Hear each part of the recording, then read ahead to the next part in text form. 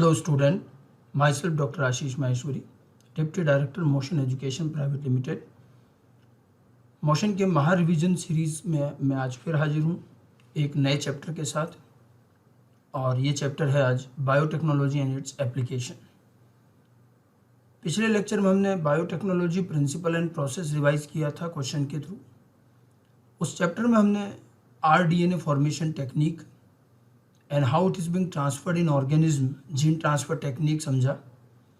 आज का जो हमारा चैप्टर है वो उसी एप्लीकेशन के उसी टेक्निक के एप्लीकेशन से रिलेटेड है, biotechnology and its application.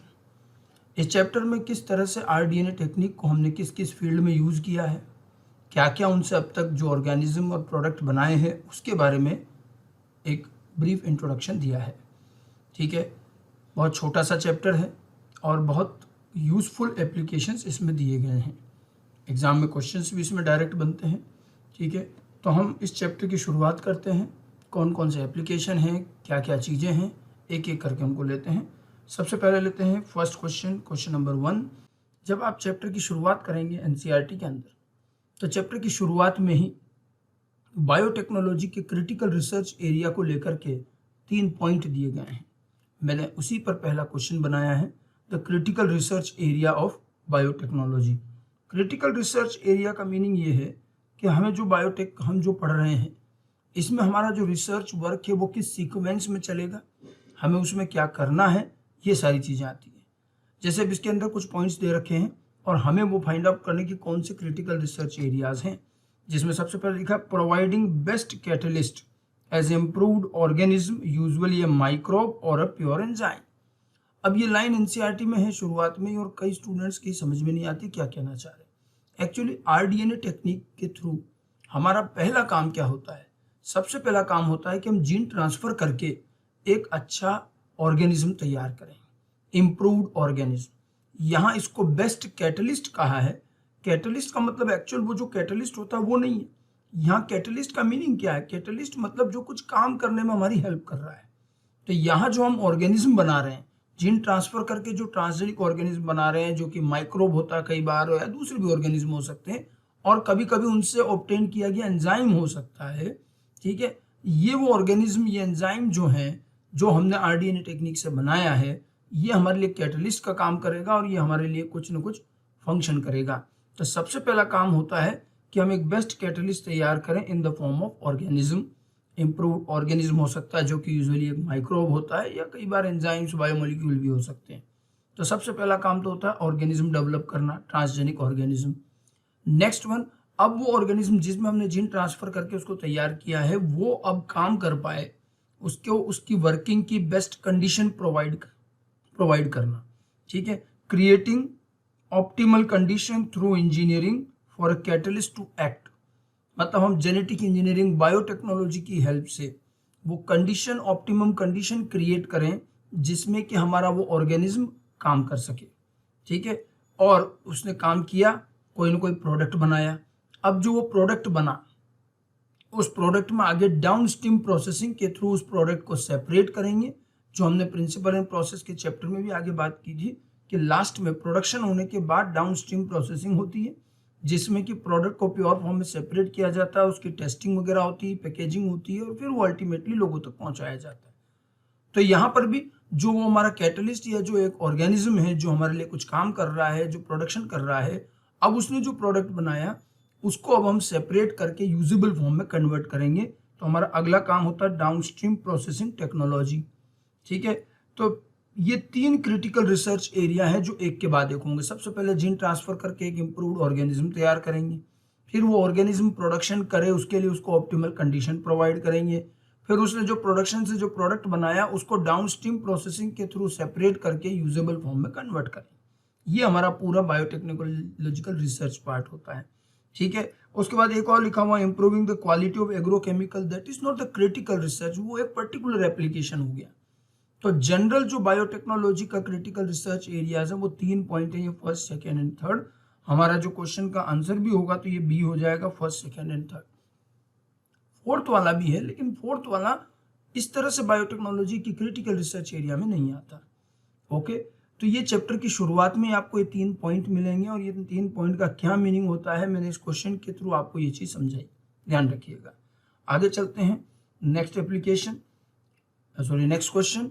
Application of biotechnology includes. Now इस चैप्टर के अंदर हमें अलग अलग फील्ड में बायोटेक के एप्लीकेशन दिए गए हैं, तो हम बायोटेक का एप्लीकेशन किन किन फील्ड में कर सकते हैं, क्या क्या प्रोड्यूस कर सकते हैं, वही सब कुछ इसमें हमने बताने की कोशिश की है। Application of biotechnology includes industrial scale production, मतलब large scale production of biopharmaceuticals and using biological genetically modified microbes, fungi, plants and animals. ठीक है, तो यहाँ पर क्या है, industrial scale production of biopharmaceuticals. Biopharma, देखिए फार्मा होता है साइंस ऑफ मेडिसिन फॉर्मेशन। अब ये मेडिसिन अगर हम किसी लिविंग ऑर्गेनिज्म से बनवाते हैं तो ये होता है बायोफार्मा। ठीक है, वैसे तो हम आयुर्वेद वगैरह में हर्बल मेडिसिन सिस्टम में भी प्लांट्स वगैरह यूज करके अगर हम मेडिसिन बना रहे हैं तो वो भी बायोफार्मा है, लेकिन उसमें प्लांट्स या ऑर्गेनिज्म को हमने चेंज नहीं किया, वो नेचुरल है। जेनेटिक इंजीनियरिंग में जो बायोफार्मा होती है उसके अंदर हम उस ऑर्गेनिज्म में जीन ट्रांसफर करके उसको मॉडिफाई करते हैं। ठीक है, देखिए जेनेटिकली बायोफार्मा, बायोलॉजिकल्स का मतलब है ऑर्गेनिज्म यूज करके, जैसे genetically modified micro, fungi, plant, animals, इन सब का यूज करके इंडस्ट्रियल स्केल प्रोडक्शन करेंगे बायोफार्मा, यानी कि मेडिसिन बनाने। तो मेडिसिन फॉर्मेशन में एप्लीकेशन रहेगा। ठीक है, जैसे कि हमने इंसुलिन का जीन इकोलाई में ट्रांसफर किया और आज हम इकोलाई से इंसुलिन बना रहे हैं, तो ये एक बायोफार्मा है जिसको हमने जेनेटिकली मॉडिफाइड माइक्रोब से तैयार किया है। तो ये एक एप्लीकेशन है, मेडिकल एप्लीकेशन है फार्मास्यूटिकल्स का, कि medicine formation by living organism. Then therapeutics, diagnostic and bioremediation. Therapeutics का मतलब होता है मेडिसिन, थेरेपी का मतलब है ट्रीटमेंट, और ट्रीटमेंट में काम आने वाला जो मटेरियल है वो थेरेप्टिक्स है और वो है मेडिसिन। तो जैसे हम इंसुलिन बना रहे हैं या कई और तरह की मेडिसिन बना रहे हैं वो थेरेप्टिक्स है। तो थेरेप्टिक्स में तो खैर एप्लीकेशन है, अभी मैंने बताया बायोफार्मा। डायग्नोस्टिक, डायग्नोस्टिक का मतलब है किसी पर्सन में कौन सी डिजीज हुई है, क्या चीज है, ये पहचानना। ठीक है, इन्फेक्शन का पता लगाना, जेनेटिक डिसऑर्डर का पता लगाना, ये डायग्नोसिस है। Molecular diagnosis is another application of biotechnology, हम उसमें भी बायोटेक यूज करेंगे। बायो रेमिडिएशन, रेमिडिएशन होता है पॉल्यूशन कंट्रोल। तो बायोलॉजिकल ऑर्गेनिज्म की हेल्प से हम पॉल्यूशन कंट्रोल करें, और यहाँ ये ऑर्गेनिज्म हम ट्रांसजेनिक है, जीन ट्रांसफर करके हमने बनाए हैं और इनको हम पॉल्यूशन कंट्रोल में भी यूज कर सकते हैं। ये भी अलग अलग तरह के एप्लीकेशन फील्ड है। जेनेटिकली मॉडिफाइड क्रॉप बनाई जा सकती है फॉर एग्रीकल्चर, एग्रीकल्चर में हम अलग अलग तरह की क्रॉप बना सकते हैं। Agriculture, processed food, waste treatment and energy production, मतलब ये सारे के सारे बायोटेक्नोलॉजी के एप्लीकेशन हैं। अलग अलग पर्पस से अलग अलग तरह के ऑर्गेनिज्म तैयार किए गए हैं, उनमें जीन ट्रांसफर करके बनाया। तो अगर हम बात करें application of biotechnology includes all of these, सारे के सारे जो हैं बायोटेक के अलग अलग फील्ड के ये एप्लीकेशंस हैं। ठीक है, हमें इस चैप्टर में मेनली बायोटेक के 2 एप्लीकेशन दिए हैं, biotechnology in agriculture and biotechnology in medicine. तो एग्रीकल्चरल एप्लीकेशन, मेडिकल साइंस के एप्लीकेशन, ठीक है, और उन्हीं के एग्जाम्पल्स और उन्हीं की फील्ड दिए हैं। हम मेनली उसी पर ही चर्चा करेंगे।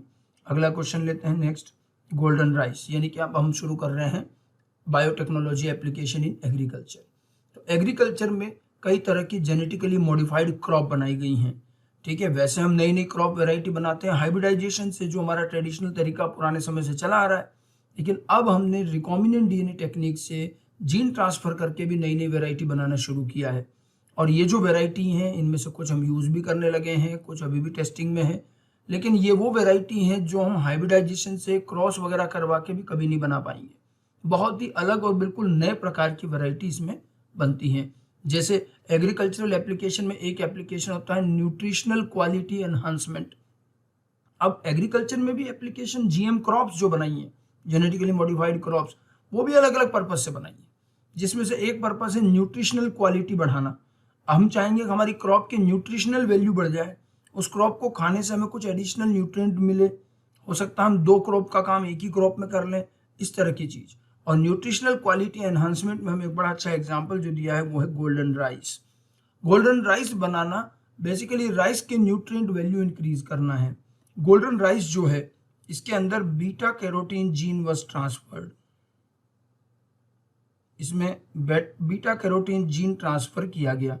अब ये जो बीटा कैरोटीन, देखिए राइस के अंदर वैसे तो स्टार्च होता है, ये कार्बोहाइड्रेट सोर्स, स्टार्च सोर्स है एनर्जी के लिए, तो उसमें स्टार्च की कमी नहीं आई, जो स्टार्च था वो है ही, बीटा कैरोटीन और एडिशनल डाल दिया। अब बीटा कैरोटीन जीन डालने की वजह से ये गोल्डन कलर का हो गया, क्योंकि बीटा कैरोटीन जो है ये एक येलो गोल्डन कलर का फोटोसिंथेटिक पिगमेंट भी है। और ये बीटा कैरोटीन जो है, now this rice contain beta carotene and this beta carotene is the precursor of, it is the precursor of vitamin A in human being, precursor of vitamin A। तो human में beta carotene जब खाया जाता है तो वो हमारी body में जाकर के विटामिन ए बनाता है। ठीक है, तो इसमें बीटा कैरोटीन का जीन डाला गया जिसकी वजह से ये गोल्डन कलर का हो गया और ये विटामिन ए रिच भी हो गया। तो golden rice is actually vitamin A rich rice. काफी बार इस पर क्वेश्चन आ चुका है, ध्यान रखें। अब देखिए क्वेश्चन में हमसे क्या पूछा है, a variety of rice grown along with the Yellow River in China. ऐसा नहीं है। Long stored rice having yellow colour tint, जी नहीं। A transgenic rice having a gene of beta carotene, ये सही जवाब है बिल्कुल। ठीक है, wild variety of rice with yellow colour grain, ये भी नहीं। तो ये गोल्डन राइस जो है ये ट्रांसजेनिक राइस है जिसमें बीटा कैरोटीन का जीन ट्रांसफर किया और ये विटामिन ए रिच है, क्योंकि इसमें इसके अंदर विटामिन ए नहीं है, इसमें तो है बीटा कैरोटीन। हम जब बीटा कैरोटीन खाएंगे तो हमारी बॉडी में वो विटामिन ए बनाता है।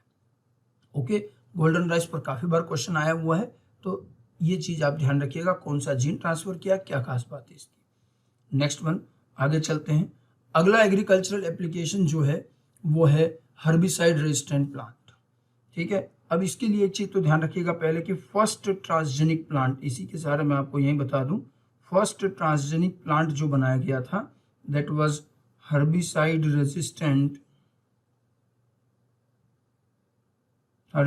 resistant transgenic tobacco. टोबैको के अंदर कुछ जीन ट्रांसफर करके उसको हर्बिसाइड रेजिस्टेंट बनाया गया था। फर्स्ट ट्रांसजेनिक प्लांट भी है, उसी से रिलेटेड है ये क्वेश्चन, और ये भी एक एग्रीकल्चरल एप्लीकेशन है, हर्बिसाइड रेजिस्टेंट क्रॉप बनाना। एक्चुअली कई ऐसी वाइल्ड वेराइटी हैं जिन पर हर्बिसाइड का ज्यादा असर होता नहीं है, वो मरती नहीं है। What is herbicide, you know. Agriculture में हमारी मेन क्रॉप के आसपास जो अनवांटेड हर्ब और वीड ग्रो हो जाती है, जो हमारी मेन क्रॉप के साथ कंपटीशन करके हमारी यील्ड कम कर देती है, उन वीड को हटाना, उसके लिए हम जो केमिकल यूज करते हैं टॉक्सिक केमिकल, वो वीडीसाइड हर्बिसाइड कहलाते हैं। समझ में आई बात।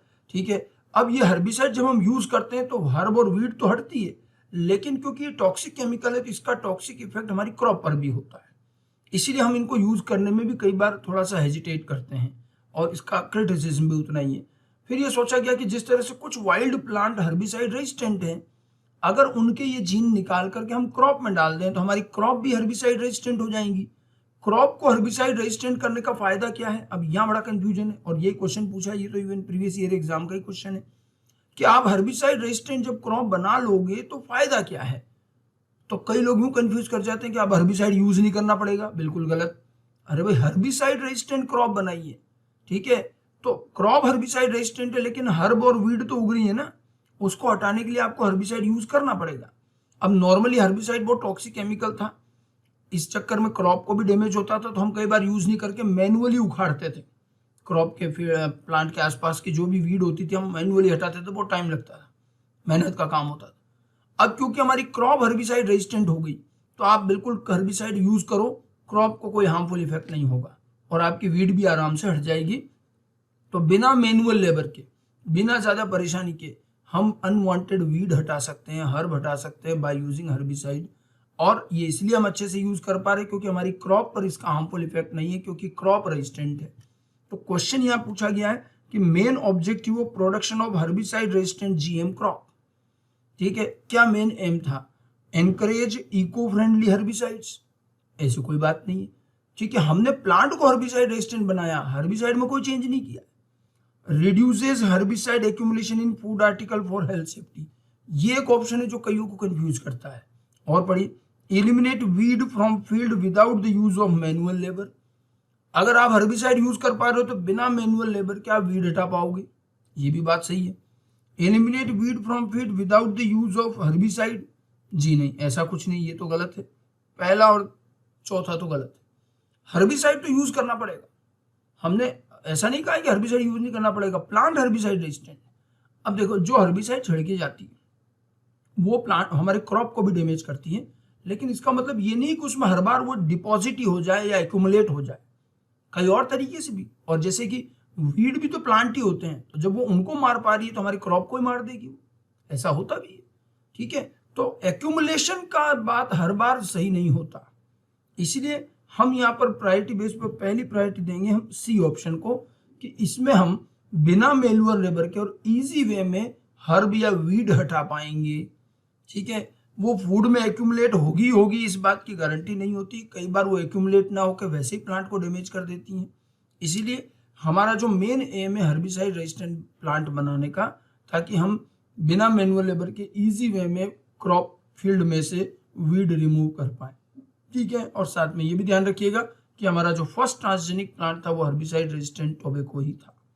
ओके, तो ये भी एक और एग्रीकल्चरल एप्लीकेशन है। एक अपन ने न्यूट्रिशनल क्वालिटी गोल्डन राइस बता दिया, एक ये हर्बिसाइड रेजिस्टेंट है, ये भी ध्यान रखना। ठीक है, इसके अलावा कुछ और भी एप्लीकेशंस हैं एनसीईआरटी ने हालांकि एक एप्लीकेशन को डिटेल में लिया है, पेस्ट रेजिस्टेंट प्लांट, जिसमें उन्होंने बीटी और नेमेटोड की बात करी है। ठीक है, now which of the following is correct statement. इस क्वेश्चन में मैं कुछ और एडिशनल एप्लीकेशन भी बता रहा हूँ एग्रीकल्चर के, जैसे एक तो दिया BT in BT cotton indicates that it is a genetically modified organism produced through biotechnology।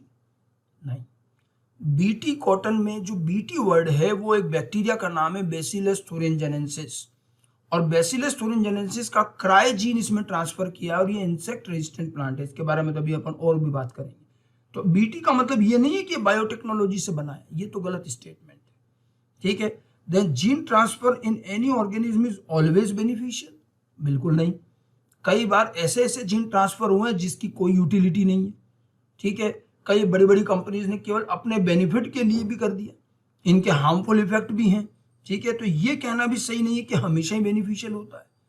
इसीलिए तो चैप्टर के एंड में एथिक्स की बात की गई है, एथिकल इश्यूज, कि कई ऐसे अनएथिकल प्लांट बना दिए जो नहीं बनने चाहिए थे। ठीक है, तो जरूरी नहीं है कि जीन ट्रांसफर से हमेशा ही जो है बेनिफिशियल ही रहे। Now then the anticoagulant hirudin is being produced from transgenic Brassica napus seed, ये चीज यहां पर सही है। ठीक है, ये चीज सही है यहां पर, हिरुडीन वाला एक केस। तो ये आपको ध्यान रखना है। बायोफार्मा इन एग्रीकल्चर, ये भी एक एग्रीकल्चरल एप्लीकेशन है। हमने अभी शुरुआत में कहा था कि मेडिसिन बनाने के लिए हमने जीन ट्रांसफर किया है और ज्यादातर माइक्रोब में किया। हम माइक्रोब में जीन ट्रांसफर करते हैं और माइक्रोब से मेडिसिन बन जाती है, जैसे इंसुलिन बन रहा है। लेकिन एक कोशिश की गई कि हम मेडिसिन से रिलेटेड जीन को माइक्रोब में भेजने की बजाय प्लांट में भी भेज सकते हैं। अगर आप प्लांट के अंदर कोई इंपॉर्टेंट मेडिसिन फॉर्मेशन का जीन ट्रांसफर कर पाओ तो बड़ा फायदा है। माइक्रोब को तो कल्चर करना पड़ता है, तो बड़ा समस्या का काम है, बायोरिएक्टर लगता है उसमें। अगर प्लांट में एक क्रॉप में डाल दिया तो क्रॉप तो वैसे ही लार्ज स्केल पर आप उगा सकते हो खेतों में। तो ये जो मेडिसिन है वो बहुत कम कॉस्ट में और बहुत ईजी वे में बन जाएगी। और इसका पहला सक्सेसफुल केस हमें मिला, हिरुडीन का जीन ब्रेसिका नेपस प्लांट में ट्रांसफर किया गया। हिरुडीन जो है एक ब्लड एंटीकोगुलेंट है जो हिरुडीनिया लीच से मिलता है, आपने सुना होगा, और ये हमारे मेडिकल कामों में कई जगह पर आजकल एज ए मेडिसिन यूज होता है। ठीक है, तो इसका जीन हम चाहते तो बैक्टीरिया में ट्रांसफर करके उससे भी बना सकते थे, लेकिन यहां पर पहली बार इसको प्लांट में ट्रांसफर किया। ब्रेसिका नेपस जो है ये ऑयल, ये रैपसीड ऑयल प्लांट है, इससे जो है ऑयल मिलता है इसके सीड से, तो इसके सीड को क्रश करके ऑयल निकालते हैं। इसी में हमने वो जीन डाल दिया तो इस ब्रेसिका के अंदर ही हिरुडीन बना और उसके सीड में ही इकट्ठा हुआ। अब सीड क्रश करके ऑयल निकाला और ऑयल में से हिरुडीन सेपरेट कर लिया। तो इस तरह से एग्रीकल्चर के साथ साथ अपन ने मेडिसिन भी बना दी। ठीक है, तो ब्लड एंटीकोगुलेंट हिरुडीन जो है वो इस तरह से ब्रेसिका नेपस से बनाया गया। ये एक और एग्रीकल्चरल एप्लीकेशन है। और application of agriculture, application of biotech in agriculture for biopharma, medicine बना रहे हैं, ठीक है, लेकिन एग्रीकल्चर के थ्रू बना रहे हैं। ठीक है, एक और Flavr Savr variety of tomato, एक टोमेटो की वेराइटी बनाएगी फ्लेवर सेवर टोमेटो। ठीक है, has enhance the production of ethylene which improves its taste, ये गलत है। फ्लेवर सेवर के बारे में ध्यान रखिएगा। फ्लेवर सेवर जो है ये क्यों बनाया गया? It is developed to reduce post harvest loss. Agriculture में हार्वेस्टिंग के बाद जो लॉस होते हैं उनको रोकने के लिए बना है। फ्लेवर सेवर की खास बात क्या है? It have long shelf life. Shelf life का मतलब है इसको लंबे टाइम तक आप स्टोर कर सकते हो, क्यों? क्योंकि इसकी राइपनिंग बड़ी डिले होती है, ड्यू टू डिलेड राइपनिंग। इस फ्लेवर सेवर को इस तरह से डेवलप किया गया कि इसकी राइपनिंग डिले होती है, और राइपनिंग डिले कर दी। देखो राइपनिंग अगर डिले हो जाएगी, सबसे ज्यादा पोस्ट हार्वेस्ट लॉस किस में होता है? फ्रूट में। जिन प्लांट के, जिन क्रॉप के हम फ्रूट काम में लेते हैं, उनमें बहुत नुकसान तो इसी चीज का होता है, क्योंकि फ्रूट क्या होता है, बहुत जल्दी पक जाता है।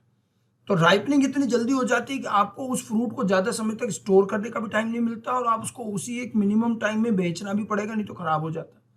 हर साल बहुत सारे फ्रूट खराब होते हैं, और इसीलिए हम फ्रूट को साल भर अवेलेबिलिटी भी नहीं देख पाते हैं। तो यहाँ ये कोशिश की गई कि अगर हम जीन ट्रांसफर की हेल्प से राइपनिंग डिले कर पाए।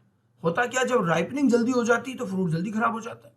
अगर राइपनिंग धीरे धीरे हो तो फ्रूट लंबे टाइम तक रखा जा सकता है, स्टोर कर सकते हैं, लॉन्ग डिस्टेंस पे ट्रांसपोर्ट कर सकते हैं। ठीक है, तो डिलेड राइपनिंग की ये टोमेटो की वेराइटी बनाएगी फ्लेवर सेवर। लेकिन इसके अंदर ऐसा नहीं कि प्रोडक्शन ऑफ इथाइलिन एनहांस किया गया, बल्कि यहाँ इथाइलिन नहीं, यहाँ पर तो जो राइपनिंग एंजाइम है उसको इनहिबिट किया गया। ठीक है, इसके अंदर क्या किया फ्लेवर सेवर के अंदर, जो है कि द जीन एक्सप्रेशन ऑफ, ये जो जीन था यहाँ पर, expression of gene of ripening enzyme, और राइपनिंग एंजाइम का नाम ध्यान रखेंगे, पॉलीगैलेक्टोयूरेनेज।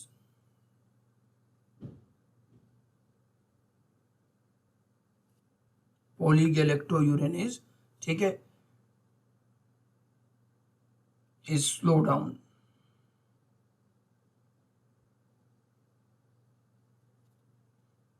Bye antisense technology.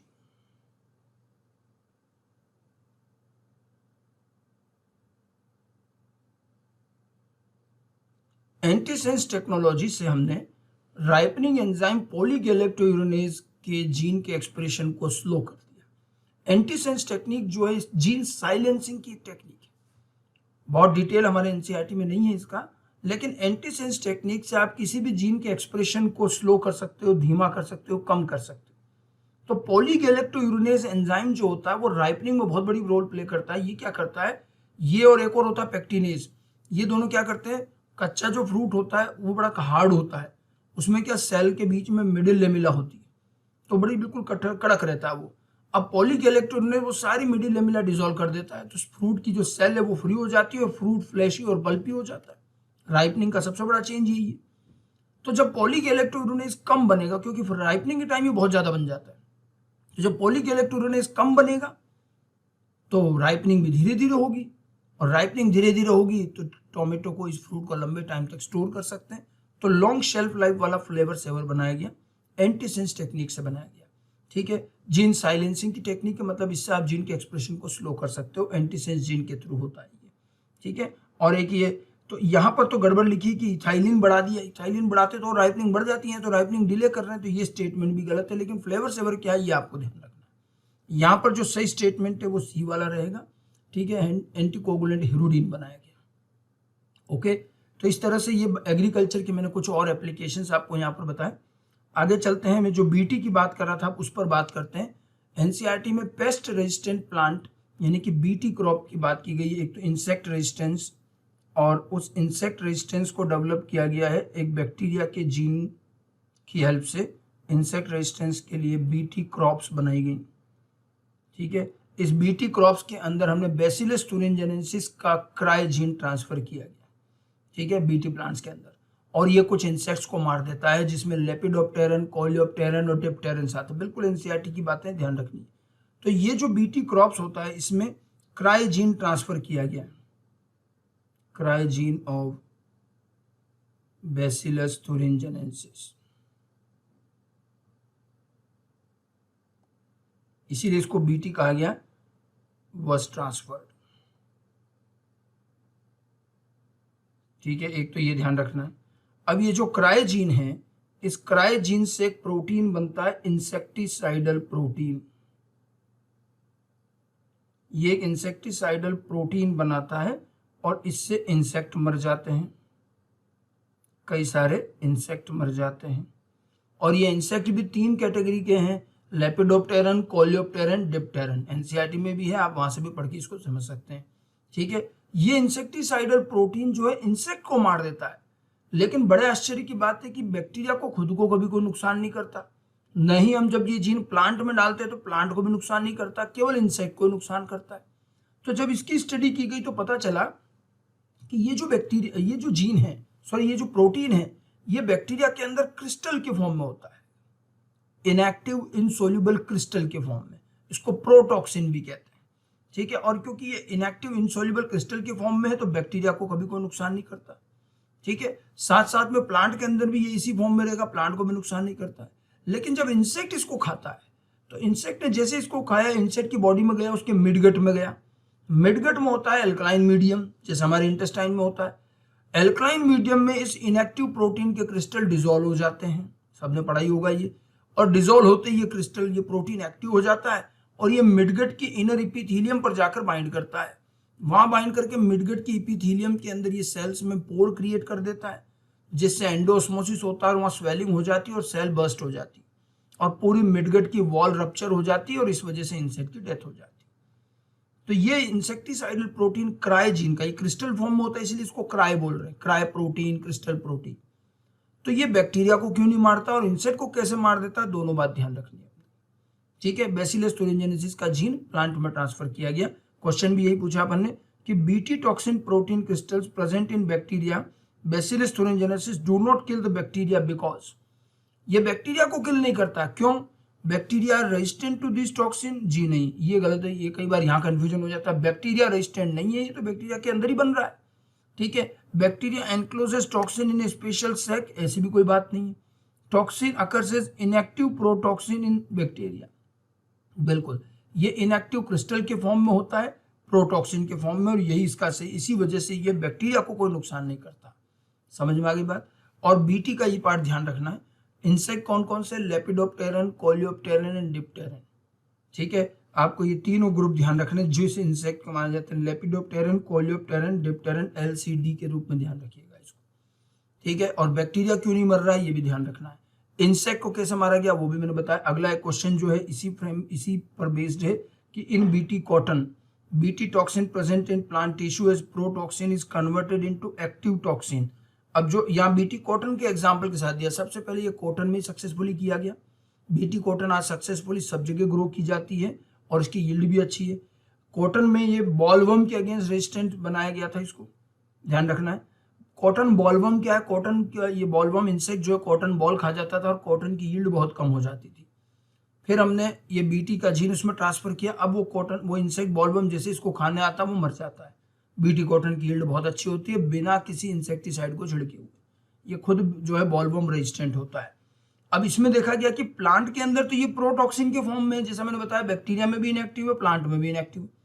फिर ये एक्टिव कहाँ होता है और कैसे हुआ? तो मैंने आपको बताया था इंसेक्ट के मिडगट में एल्कलाइन मीडियम, ये अच्छे से याद रखना, बार बार पूछा जाता है। Acidic pH of insect gut, बिल्कुल गलत। एक्शन ऑफ गट माइक्रोब्स, जी नहीं। Presence of conversion factors into insect gut और alkaline pH of insect gut, ये आंसर हो जाएगा अपना सही। समझ में आ गई बात। तो इंसेक्ट की डेथ कैसे हुई जो मैंने आपको बताया था उसी से रिलेटेड क्वेश्चन है। Alkaline medium of insect gut, midgut जो है उसकी वजह से ये एक्टिव हुआ डिसॉल्व होकर के, फिर इसने इंसेक्ट को मार दिया। ओके, तो बीटी से रिलेटेड ये बातें आपको अच्छे से ध्यान रखनी है। इंसेक्ट देखिए, पेस्ट रेजिस्टेंस में एक तो हमें इंसेक्ट रेजिस्टेंस बताया बीटी, बड़े अच्छे से एनसीईआरटी ने डिटेल में समझा रखा है। उसके बाद पेस्ट रेजिस्टेंस में एक और है निमेटोड रेजिस्टेंस, और निमेटोड रेजिस्टेंस में जो टेक्निक काम में ली है उसको लेकर के यहाँ पर काफी अच्छी बात की, इसीलिए वो निमेटोड का पार्ट भी हमें दे रखा है।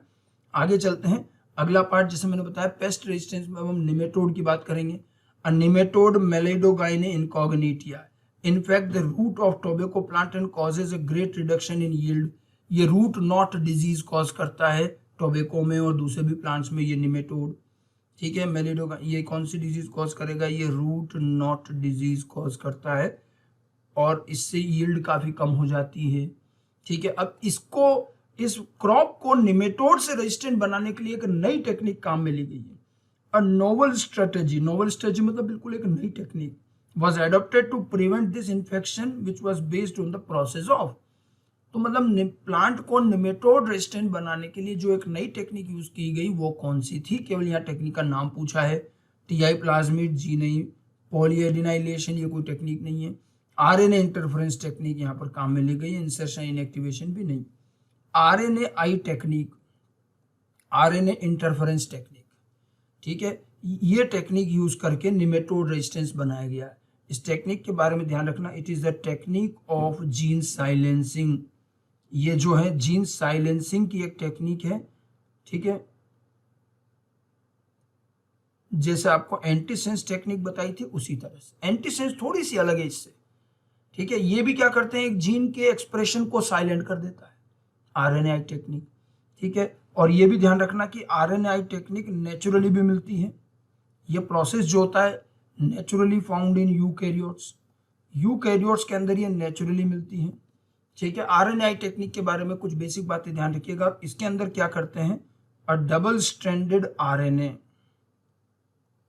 Double stranded RNA destroy the mRNA of a gene, किसी जीन के एमआरएनए को डिस्ट्रॉय कर देता है and thus inhibits its expression, इस तरह से उसके एक्सप्रेशन को इनहिबिट कर देता है, मतलब जीन की साइलेंसिंग हो जाती है, ठीक है। तो एक डबल स्ट्रैंडेड आरएनए किसी जीन के एमआरएनए को डिस्ट्रॉय करके उसके एक्सप्रेशन को इनहिबिट करता है, इसको आरएनए इंटरफेरेंस कहते हैं, ठीक है। यहां पर कुछ एंजाइम की भी हेल्प रहेगी, विथ सम एंजाइम, कुछ एंजाइम भी हेल्प करेंगे और फिर ये एमआरएनए को डिस्ट्रॉय करते हैं, ठीक है। तो निमेटोड रेजिस्टेंस इसी आरएनए इंटरफेरेंस टेक्निक से बनाया गया। अब इसमें ये डबल स्ट्रैंडेड आरएनए कहां से आया, तो डबल स्ट्रैंडेड आरएनए या तो हम बाहर से ट्रांसफर कर सकते हैं वेक्टर के थ्रू, या हम उसमें सेंस एंटीसेंस जीन ट्रांसफर करके खुद भी बना सकते हैं। आगे देखिए, आगे मैंने इसी चीज को एलेबोरेट करने की कोशिश की है। Tobacco plant resistant to nematode has been developed by the introduction of a DNA which produces.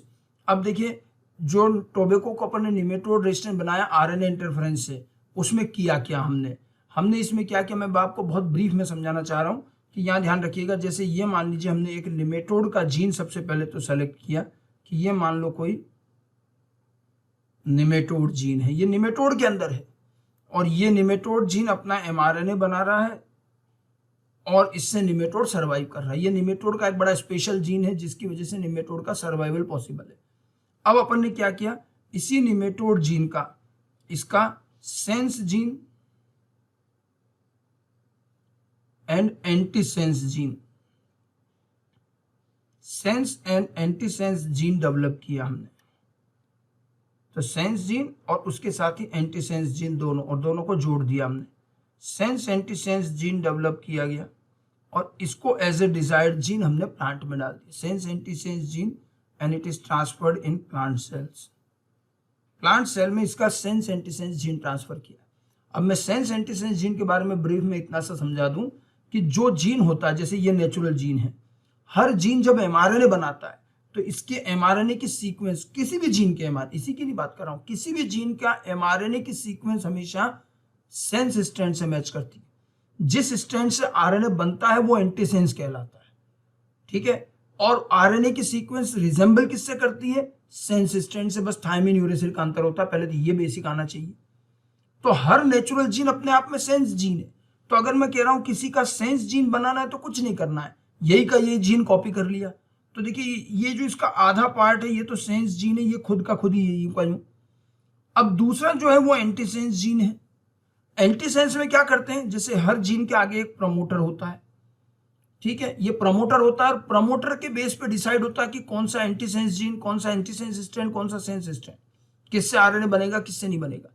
अगर मैं इस प्रमोटर को यहां से उठाकर इधर लिख दूं, प्रमोटर चेंज कर दो तो आरएनए भी दूसरे स्ट्रैंड से बनने लग जाएगा। तो अगर मैं प्रमोटर रिवर्स कर देता हूं तो अब जो आरएनए बनेगा वो एंटीसेंस से रिजेंबल करेगा। नॉर्मल जीन का आरएनए किससे रिजेंबल करता है, सेंस स्ट्रैंड से। प्रमोटर उल्टा कर दो तो ये उल्टी तरफ से चलेगा, तो अब जो आरएनए बनेगा वो एंटीसेंस से रिजेंबल करेगा, करके देखिएगा, ठीक है। और हमने इसी जीन का एक एंटीसेंस बनाया, दोनों को जोड़ दिया। इससे क्या बना, इससे बनेगा, ये बनाता, it forms double stranded RNA. ये डबल स्ट्रैंडेड आरएनए बनाता है in plant cell. Plant cell में ये डबल स्ट्रैंडेड आरएनए बनाता है, समझ गए। डबल स्ट्रैंडेड आरएनए फिर क्या करता है, यहां कुछ प्रोटीन की हेल्प लेता है, डाइसर प्रोटीन, और इससे ये बनाता है siRNA। ठीक है, siRNA में यहां कुछ एंजाइम और ऐड होते हैं, न्यूक्लियेज एंजाइम, और फिर ये बनता है RISC रिस्क कॉम्प्लेक्स। ठीक है, और ये रिस्क कॉम्प्लेक्स क्या करता है, it will destroy the mRNA of nematode gene. Nematode gene के mRNA को डिस्ट्रॉय कर देता है, और इसके डिस्ट्रॉय होने के साथ ही जीन साइलेंसिंग हो जाती है। ठीक है, और जब जीन साइलेंसिंग हो जाएगी तो निमेटोड का जब जीन एक्सप्रेस ही नहीं करेगा तो nematode will die in plant.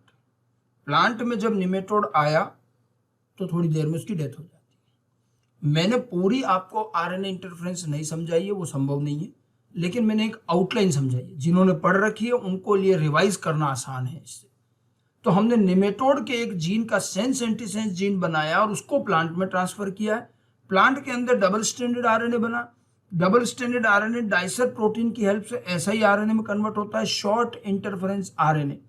इस डबल स्ट्रैंडेड आरएनए के टुकड़े हो जाते हैं और डाइसर और इसका टुकड़ा मिलकर के ये siRNA बनता है। ठीक है, फिर इस siRNA में न्यूक्लियस एंजाइम कॉम्प्लेक्स बाइंड होता है। जब ये बाइंड होता है तो जो डबल स्ट्रैंडेड आरएनए था उसका एक स्ट्रैंड हट जाता है, एक ही रह जाता है, और इस तरह से एक बड़ा रिस्क कॉम्प्लेक्स बनता है और इसमें एक सिंगल स्ट्रैंड आरएनए का टुकड़ा होता है।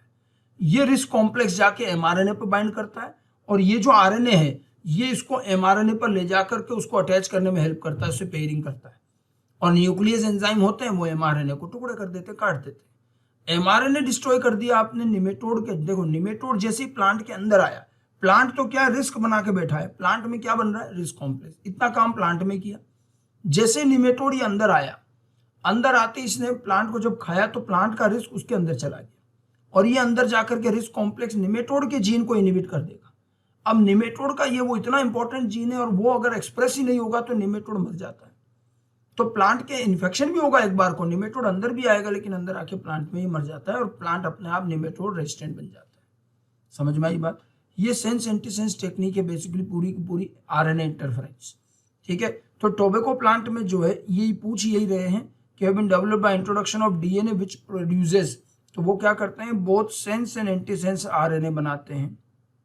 ध्यान रखना, ये सेंस एंटीसेंस जीन ट्रांसफर किया, उससे सेंस एंटीसेंस आरएनए बनेगा और वही फिर क्या बनाएगा, डबल स्ट्रैंडेड आरएनए। क्योंकि सेंस आरएनए और एंटीसेंस आरएनए एक दूसरे के क्या होते हैं, कॉम्प्लीमेंट्री, तो वो आपस में पेयरिंग कर जाएंगे, डबल स्ट्रैंडेड आरएनए बनेगा।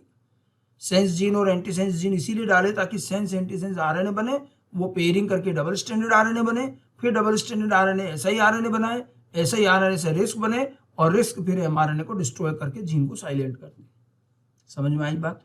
निमेटोड रेजिस्टेंस इस तरह से डेवलप किया गया है टोबैको के अंदर। इतना सब कुछ एनसीईआरटी में बहुत ब्रीफ में दिया हुआ है, डायग्राम से समझाने की कोशिश करिए, लेकिन ये निमेटोड रेजिस्टेंस अच्छे से समझ लें। चैप्टर का यही वो भाग है जो थोड़ा सा कॉम्प्लिकेटेड लगता है। ओके, चलिए आगे बढ़ते हैं। अगला क्वेश्चन इसी से आरएनए इंटरफेरेंस से ही रिलेटेड है, जो मैंने आपको बताया उसी से रिलेटेड है। Find the incorrect statement regarding RNA i mechanism. RNA i mechanism के रिगार्डिंग इनकरेक्ट स्टेटमेंट बताना है। Silencing complex get induced after attachment with one strand of siRNA। वो जो RISC कॉम्प्लेक्स है, RISC complex, RNA induced silencing complex, इस silencing complex कौन सा है, वो RISC। और ये बिल्कुल जो है एक स्ट्रैंड आरएनए के इसमें जब इससे बनेगा न्यूक्लियस एंजाइम siRNA से जुड़ेगा, इसका एक स्ट्रैंड बचेगा और वही एक्टिव कॉम्प्लेक्स बनेगा। ठीक है, silencing complex can attach with any mRNA, नहीं, ये एनी mRNA नहीं होगा, ये स्पेसिफिक mRNA होता है, हर किसी mRNA से जाके बाइंड नहीं करेगा। ये स्टेटमेंट गलत है, ये तो सही है। ठीक है, तो siRNA से साइलेंसिंग कॉम्प्लेक्स इंड्यूस हो रहा है, ये सही है, लेकिन किसी भी mRNA से नहीं, स्पेसिफिक mRNA से जुड़ेगा।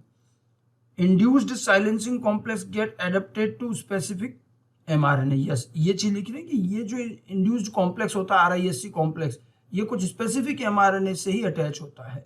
उसी से जाकर अटैच होगा। One strand of siRNA which attach silencing complex behave as a guider for RISC to specific RNA। Yes, अब वो जो एक स्ट्रैंड रिस्क में बच गया, एक तो हट गया, एक बचा रिस्क कॉम्प्लेक्स में, वो गाइडर की तरह काम करता है और वही जाकर के स्पेसिफिक mRNA पर रिस्क को अटैच करवाएगा जिससे कि रिस्क कॉम्प्लेक्स उसको डिस्ट्रॉय कर दे। तो वो गाइड की तरह काम करता है। ये भी सही बात है, ठीक है। ये गलत है जो हमें कहा है कि नॉट करेक्ट, तो ये इनकरेक्ट है कि वो हर किसी mRNA से जाके रिस्क कॉम्प्लेक्स नहीं जुड़ेगा। ये जो मैंने आपको इधर रिस्क कॉम्प्लेक्स बताया था, इसी के बारे में ये क्वेश्चन दिया है कि रिस्क कॉम्प्लेक्स जो है siRNA से बनेगा और उसका एक स्ट्रैंड हटेगा और वो उसको जो बाकी का जो स्ट्रैंड है वो उसको गाइड की तरह काम करेगा और वो जाकर स्पेसिफिक mRNA पर उसको अटैच करवाएगा। ये ध्यान रखना, ठीक है। तो इसका आंसर बी रहेगा। चलिए आगे बढ़ते हैं। आगे साइलेंसिंग ऑफ जीन, अब ये जनरलाइज्ड क्वेश्चन दिया है। Silencing of gene could be achieved through the use of, gene silencing कैसे अचीव की जा सकती है? RNAi से, एंटीसेंस टेक्निक से, दोनों से ही कर सकते हैं बिल्कुल। एंटीसेंस टेक्निक और RNA इंटरफ्रेंस दोनों ही जीन साइलेंसिंग की टेक्निक है, ठीक है। एंटीसेंस टेक्निक जो है it was used in Flavr Savr, ये फ्लेवर सेवर बनाने में यूज की गई है। और RNA इंटरफ्रेंस जो है it is used for nematode resistance, तो निमेटोड रेजिस्टेंट प्लांट जो बनाया है उसमें यूज की गई निमेटोड रेजिस्टेंस, ठीक है। और दोनों ही जीन साइलेंसिंग की टेक्निक है। फ्लेवर सेवर वाला जो मामला है, एंटीसेंस टेक्निक कंप्लीट इनिबिशन नहीं करती, इसलिए हमारी राइपनिंग पूरी तरह से बंद नहीं हुई, थोड़ी थोड़ी चलती रही। और RNA इंटरफ्रेंस कंप्लीट इनिबिशन, तो निमेटोड मर ही गया उसमें। लेकिन दोनों ही जीन साइलेंसिंग की टेक्निक है। Okay, clear. चलिए आगे बढ़ते हैं। एग्रीकल्चरल एप्लीकेशन से रिलेटेड कुछ और छोटी छोटी चीजें हैं जो इस क्वेश्चन के थ्रू आपको ध्यान रखनी है। ये फिल इन द ब्लैंक से एक तरह के, जिसमें आपको ये चीज पता करनी कि कौन सी चीज कहाँ फिल होगी। Now using Agrobacterium vector specific genes are introduced into the host plant. अब Agrobacterium in TI plasmid, plant में TI प्लाज्मिड से मेनली जीन ट्रांसफर हुआ है, ठीक है। तो एग्रोबैक्टीरियम का हमने हर जगह यूज किया। जब BT जीन ट्रांसफर किया वो भी एग्रोबैक्टीरियम से किया, वो इंसेक्ट स्पेसिफिक जीन है। और निमेटोड स्पेसिफिक जीन जो हमने RNA इंटरफ्रेंस में यूज किया वो भी एग्रोबैक्टीरियम से किया, ठीक है। तो यहां पर अगर एक ही बात करें तो यहां दोनों चीज आ सकती है, इंसेक्ट स्पेसिफिक जीन भी आ सकता है और निमेटोड स्पेसिफिक जीन भी आ सकता है। दोनों को ही हमने BT से TI प्लाज्मिड से ट्रांसफर किया, एक तो BT जीन और एक निमेटोड रेजिस्टेंस। अभी देखते हैं, मैच करेंगे। RNAi takes place in all eukaryotic organism as a method of cellular defence. ये मैंने कहा ना नेचुरल मेथड है ये, और ये सेल्यूलर लेवल का एक डिफेंस मैकेनिज्म होता है जो यूकैरियोट्स में मिलता है, ठीक है। Gene C and D controls cotton bollworm. अब देखिए कॉटन बॉलवर्म में हमें NCERT में कुछ क्राई जीन दिए हैं। बॉलवर्म के जो जीन दिए हैं क्राई 1AC जीन और एक है क्राई 2nd AB जीन। ये दोनों जीन बॉलवर्म के अगेंस्ट काम आते हैं। NCERT का एग्जाम्पल है, याद रखना है। फिर has been introduced in BT corn to protect same from corn borer. ये दोनों जो जीन थे ये कॉटन बॉलवर्म के जीन है। कॉर्न बोरर का जो जीन है वो है क्राई 1AB जीन। तो ये अपने को जीन भी याद रखना है क्योंकि NCERT के एग्जाम्पल है। अब देख लो कौन सा मैच कर रहा है, ठीक है। सेल्यूलर डिफेंस, देखिए इंसेक्ट और निमेटोड C वाला मैच करेगा। Insect resistance, insect specific gene, cellular defence, cry 2nd AB and cry 1AC COD आ गए और E में क्राई 1AB ये आ जाएगा आंसर, ठीक है। तो इस क्वेश्चन के थ्रू आपको एक तो ये जीन ध्यान रखना है, बॉलवर्म के कौन कौन से जीन है, कॉर्न बोरर इंसेक्ट के कौन कौन से। NCERT के एग्जाम्पल इसलिए अपने को याद रखना है। RNA इंटरफ्रेंस यूकैरियोट्स में नेचुरली भी होता है सेल्यूलर डिफेंस के तौर पर। और एग्रोबैक्टीरियम वेक्टर यानी TI प्लाज्मिड का यूज हमने इंसेक्ट स्पेसिफिक जीन के लिए भी किया और निमेटोड के लिए भी किया है। यहाँ निमेटोड भी इसमें दे रखा है लेकिन ये B वाला सही नहीं है इसलिए ये नहीं चलेगा, ओके। हमने इसलिए C आंसर किया इसमें। नेक्स्ट आगे चलते हैं। एग्रीकल्चरल एप्लीकेशन में ये एक कंबाइंड मैच द कॉलम का क्वेश्चन है कि किस किस पर्पज से हमने कौन कौन सी क्रॉप बनाई। वैसे आगे आ भी चुकी है GM plant whose gene has been altered by manipulation are useful in many ways. Match column 1 to column and choose the correct option. अब reduced reliance on chemical pesticide, हमने ऐसी क्रॉप बनाई है जो केमिकल पेस्टिसाइड पर हमारी dependency को कम करती है। ठीक है, तो वो कौन सी क्रॉप रही? Reduced reliance on chemical pesticide. तो आप देखिए पेस्टिसाइड, वीडीसाइड जो केमिकल हम यूज कर रहे हैं, तो निमेटोड को हटाने के लिए कर रहे हैं। देखो यहाँ साल्ट टॉलरेंट, तो इसमें तो ये निमेटोड आएगा। निमेटोड रेजिस्टेंट क्रॉप बनाने पर आपको निमेटिसाइड छिड़कने नहीं पड़ेंगे। ठीक है, enhanced nutritional value, nutritional value enhance करने के लिए हमने बनाया था गोल्डन राइस, तो ये चौथा हो जाएगा। Reduced post harvest loss, fruit मतलब राइपनिंग के बाद के लॉस कम करने के लिए फ्लेवर सेवर बनाया है। And tolerance to abiotic stress, ये भी एक एप्लीकेशन है, साल्ट टॉलरेंट ट्रांसजेनिक टोमेटो। ठीक है, एबायोटिक स्ट्रेस टॉलरेंस मतलब अनफेवरेबल कंडीशन से रेजिस्टेंट प्लांट बनाया गया। साल्ट टॉलरेंट ट्रांसजेनिक टोमेटो, यह हाई सेलाइन सॉइल में ग्रो हो जाता है और ये एबायोटिक स्ट्रेस सैलिनिटी के अगेंस्ट रेजिस्टेंट होता है। बाकी सारी चीजें मैंने आपको बताई थी। इसको मैच करेंगे, तो इसको मैच करने पर ये मैचिंग होगी। फर्स्ट का आया थर्ड, तो फर्स्ट में थर्ड एक तो यहाँ दे रखा है और एक यहाँ दे रखा है। उसके बाद सेकंड आ गया फोर्थ, तो सेकंड में फोर्थ ही, दोनों में ही है। फिर थर्ड का आ जाएगा सेकंड, थर्ड में ये सेकंड है, तो फिर ये आंसर हो जाएगा। ओके, ये ओवरऑल अलग अलग तरह की क्रॉप का एक मैच्ड कॉलम एग्रीकल्चरल एप्लीकेशन को समराइज किया। ठीक है, नाउ इसके बाद में अगला जो पार्ट आता है, अब मेडिकल एप्लीकेशन से रिलेटेड कुछ चीजें लेते हैं।